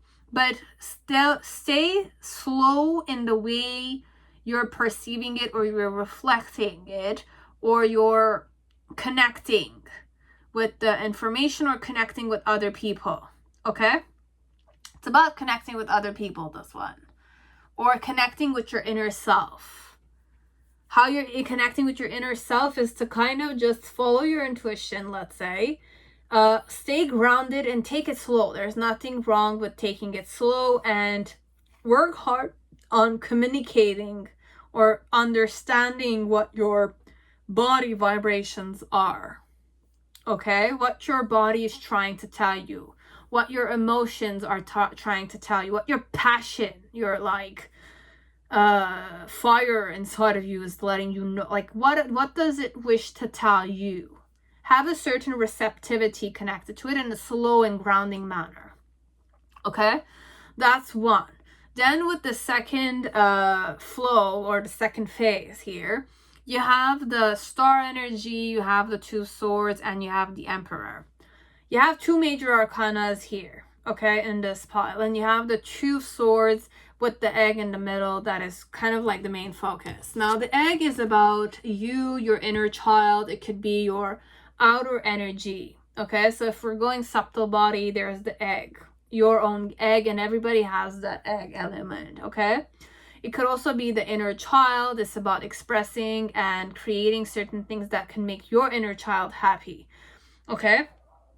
So this could be connected with another pile, perhaps, okay? Could be before it or after it, or basically after it, perhaps, once you're in this phase. Because I lost myself in a phase here, okay? But then again, it's not really important. Sometimes you need to lose yourself to find yourself, or to just flow with the energy overall. So with the star, I was going to say the random emperor there, and the two swords, it's more like awaken or balance, overall balance, shadow and light energies inside of you, so that at least you can focus on the egg, okay? Because inside, if you're not aware of the truth of the balancing between the shadow and the light energy, the egg, which is your inner self, or your new self that is created every day in the present moment, will not flourish, okay? So overall, the truth needs to be that you need to center yourself and protect and always focus, be conscious of that centering element. And with the star and the emperor, on a physical level, if you keep those things, you will always have the fate to kind of be responsible of yourself, or to nurture the divine masculine energy of you inside of you. You might have too much divine feminine energy, as you might have too much masculine energy. But the challenge perhaps here is for you to overcome it, is either to come into tunes which side of my energy body is lacking. Which side of my energy body am I neglecting, perhaps? Am I not nurturing, or am I not grounding enough? Not grounding or nurturing enough. Purifying or releasing also. Which part of those am I not aware of, perhaps? But there are two major arcanas. You have the emperor, and you have the star. Star is Aquarius, emperor is Ram. But I have an eagle here, and I have Ram. And the star, I have like Megatron's cube, perhaps. And I have the sign of the 1, 2, 3, 4, 5, 6, 7 pointed star. You have Megatron's cubes, or there are cubes, or there are certain, I don't know what they're called.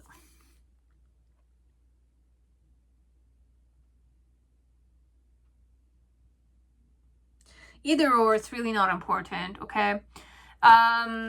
You will get the message whichever way you kind of look at it, okay? So you have the star, the two of swords, and the emperor.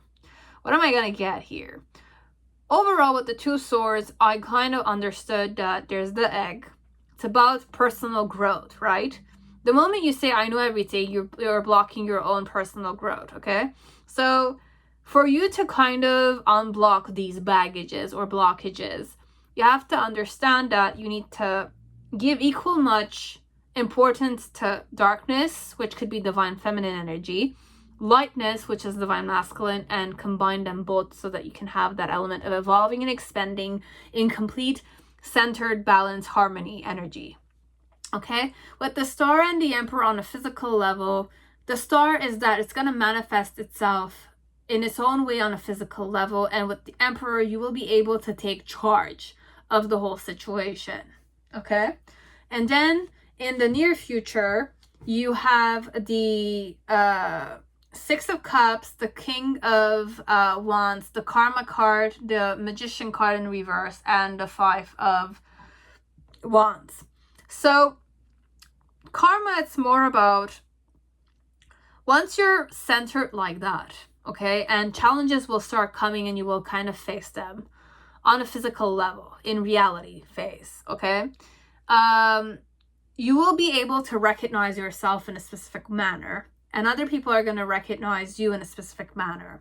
With the Magician is in reverse, you will be able to manipulate many stuff inwardly. You will be receptive to it, but you will be able to manipulate all elements inside of you, at least on your end, okay? With Karma, which is the Wheel of Fortune, things are going to going to manifest itself based on how your energy or your vibration is, okay? And with the Five of Wands and the Six of Cups is that on a physical level, you will always be able to kind of allow yourself that new Ace of Cups vibration, regardless of the missed opportunities, regardless of the difficult triggering elements or the missed opportunities you will have. You will always be in a more positive emotional energy that you're gonna kind of like nurture or seek for those new Ace of Cups elements outside of you, with people, with connections. You will be able to love them regardless of if it's a missed opportunity or not. You will give yourself that endless new beginning, okay? And with the Five of Wands is that you're going to be more, it's like you were already this energy, or you will kind of wake up to it more. As if like you will be able to observe people in a more deeper manner. Witness people's karma in a more centered manner. And with the Five, it's number 5. For me, number 5 is a very spirit element. So spirit-wise, you will deal with spirits. Everybody has a spirit, okay? It's not a ghost I'm talking about. It could be a ghost, definitely, because it's a spirit element. But people around you are spirit elements in vessels, okay? So it's just different in dimension or manifestation, okay? So be it in a spiritual manner, you will recognize other spirits for what they are. Observe other spirits for what they are. Their karma, their patterns. You as a spirit will be able to manipulate your own elements or be conscious of your own elements. Tune into your own elements in a more centered and withdrawn manner. Karma is going to happen in its own way. So just be aware, once you kind of overcome this one, there's a lot of challenges and a lot of karma you're going to be releasing again on a physical level. Okay, on a physical level and on an inward manner, you're going to be more masterful. Okay, at least master the fire element or embody the fire element more. But with the Magician being present, you might have a more active, or you will kind of might lose your, I'm going to say you're going to master it. I don't know what the King of Wands meant here in this pile, this one. This package here. I'm looking at the Magician because for me the Magician has a certain mastery over all 5 elements. Now the King of Wands is about having a certain mastery over the, fire element, but it's the divine masculine energy. So sometimes perhaps you will have a certain mastery over all 5 elements, spirit elements. But just be cautious of you with your solar plexus chakra. You might kind of go more on a divine masculine energy than a more divine feminine. So fire element wise, okay, or solar plexus element wise, you might kind of go over more in a divine masculine energy. Okay, so all the energies connected to divine masculine in the solar plexus section, you might kind of be imbalanced a bit, but you are mastering the divine masculine side of fire element. Okay, so this is it. You might need to you already might have the fire mastery over, like the Queen of Wands, divine feminine, mastery of the fire element. You might already have it. You're just mastering the masculine energy of it at the end. And your challenge being the Ace of Pentacles and the, you know, the Lover's card, it's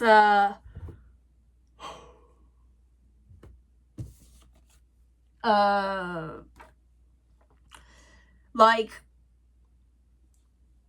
grounding, but finding that balance between divine feminine and divine masculine energy. Deciding to kind of explore it. Explore the centering element, because I have the Hermit card here in the center. So you have the Hermit, the Cupid, and the Lovers, but it's the Empress with the Emperor here in this one. So that's the energy. You need to kind of, your challenge is to center yourself overall. Explore, seek centering elements. Have that oneness with your divine feminine and your divine masculine inside of you on all elements. Fire, earth, water, air, on all chakras or on spirit level, okay? Based on how spiritual you are and where you are in your spirituality, find the centerpiece, okay? So this is all that I have, and I'm just gonna release certain elements like of the similar energies. So root chakra was strength, security, creation, grounding, fortune, fear, challenges. Then you have sacral chakra. It's all about being playful with yourself and other people, having that flow, but still preserving some part of that element, like playfulness and having that flow, but preserving that energy. So you can explore the serenity and your emotions and your own sensitivity. Then solar plexus chakra, you have to be in a good positive energy that will give you that radiance element. And when you're radiating like that, you're able to let go of certain stuff because you're radiating and you're shining like that.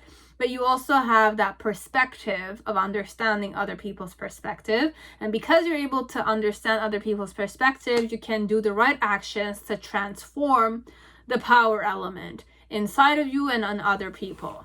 Okay, or the transformation, or all of these combined together. Positive energy, radiance, letting go of perspective, right action, transformation is going to give you power. Okay, you can do the same thing with playing, flow, preservation, exploring. Serenity and emotions are going to give you that sensitivity element.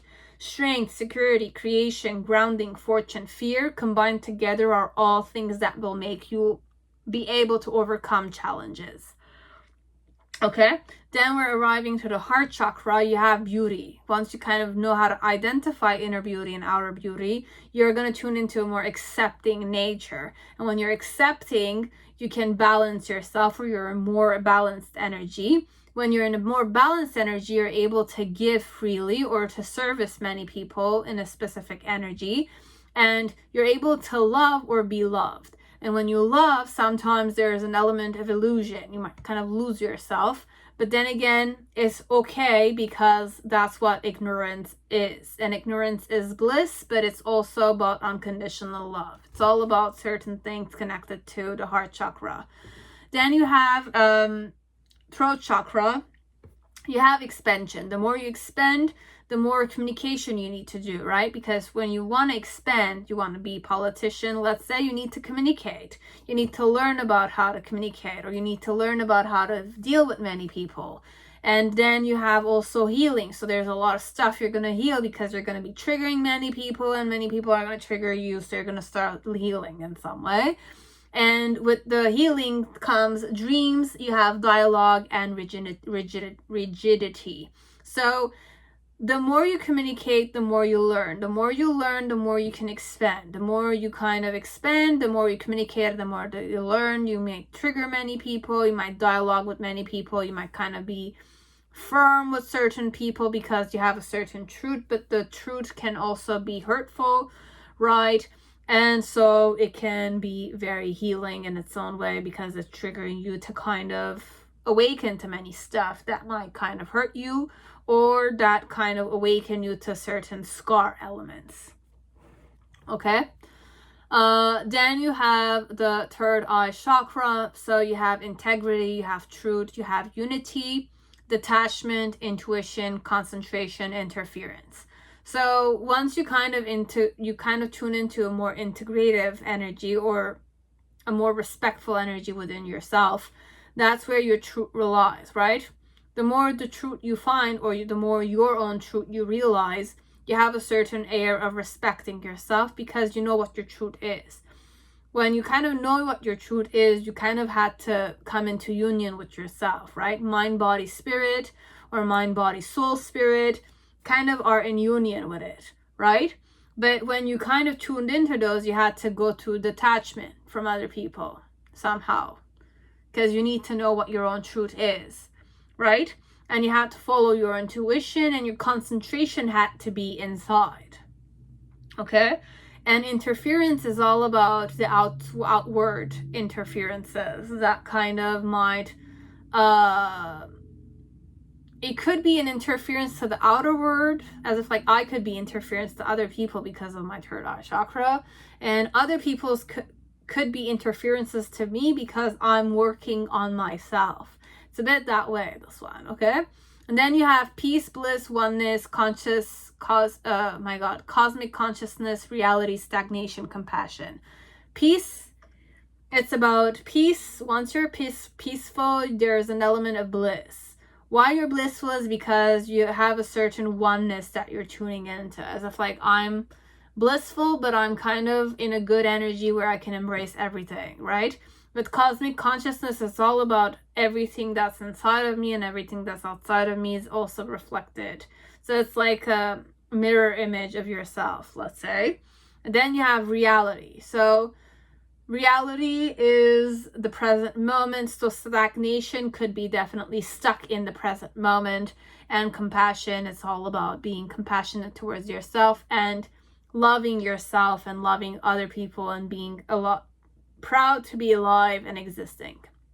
Okay, so you could go the other way around. I'll just show this to you guys. I don't know if it's going to be useful to you, but you can check it out and look at it. And you know, it's like if you want to modify it in your own way, or you can like express yourself, you can write down on my comment section. I'm going to read and I'm going to give you a like, but don't expect any answers, because for me, everybody's on their journey in their own way. If you want to share it with me or share it with people, go ahead.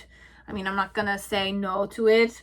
It's free for all. Okay, so this is all that I had for you. I don't know if it was useful, but then again, I kind of like, I'm going to go and do my Rama thing, because I didn't use the Rama thing, or it was not meant to be. It's not meant to be. Okay, so I kind of believe that each section had its own way of being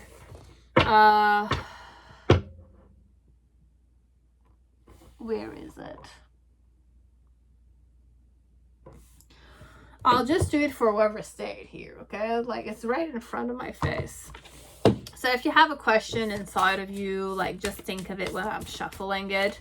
So I'll just kind of give a number here, or two numbers. Okay, so you have number 5 and we have number 4. I'm not a worshiper or anything. I'm just following the energy, or the energy is available to me, so I'm just gonna kind of flow with it. That's what I'm doing. So you have a question in your head. What's your mission as a being, perhaps?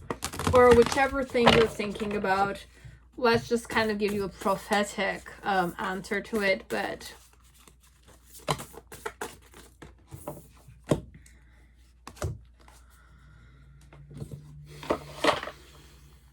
so the first one is inconceivable destiny and consult again.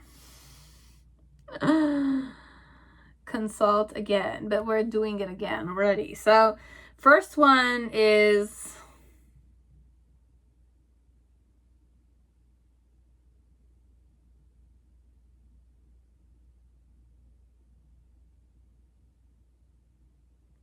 four and 5 for both. Okay, So I'm going to read to you and I'm going to follow my intuition and I don't need to consult again. Okay, it's the answer here is for you to do the reflection work. So you have the great reign of Rama, inconceivable destiny. So Sita's destiny, separation and giving birth in exile is portrayed in honor she departs this world. Indication. In good or bad times, good grace is sufficient to one aligned with divine will. So number 4, one's child or protege gains honor. And number 5 is a temporary reconciliation which cannot last. Okay, so you have 1. Then you have consult again. Instructions are given on how to use the oracle. Indication. The oracle may not have been consulted properly. Follow procedure and with a pure heart consult the oracle again. So I might need to kind of consult it again, but I'll just give to you 4 and 5 here. You have meditate on teachers and higher powers. Then consult. Again, perhaps. My video. Could be. I don't know. So meditate on teachers and higher powers. Then consult. Then you have 5. Meditate upon God properly, then consult the oracle.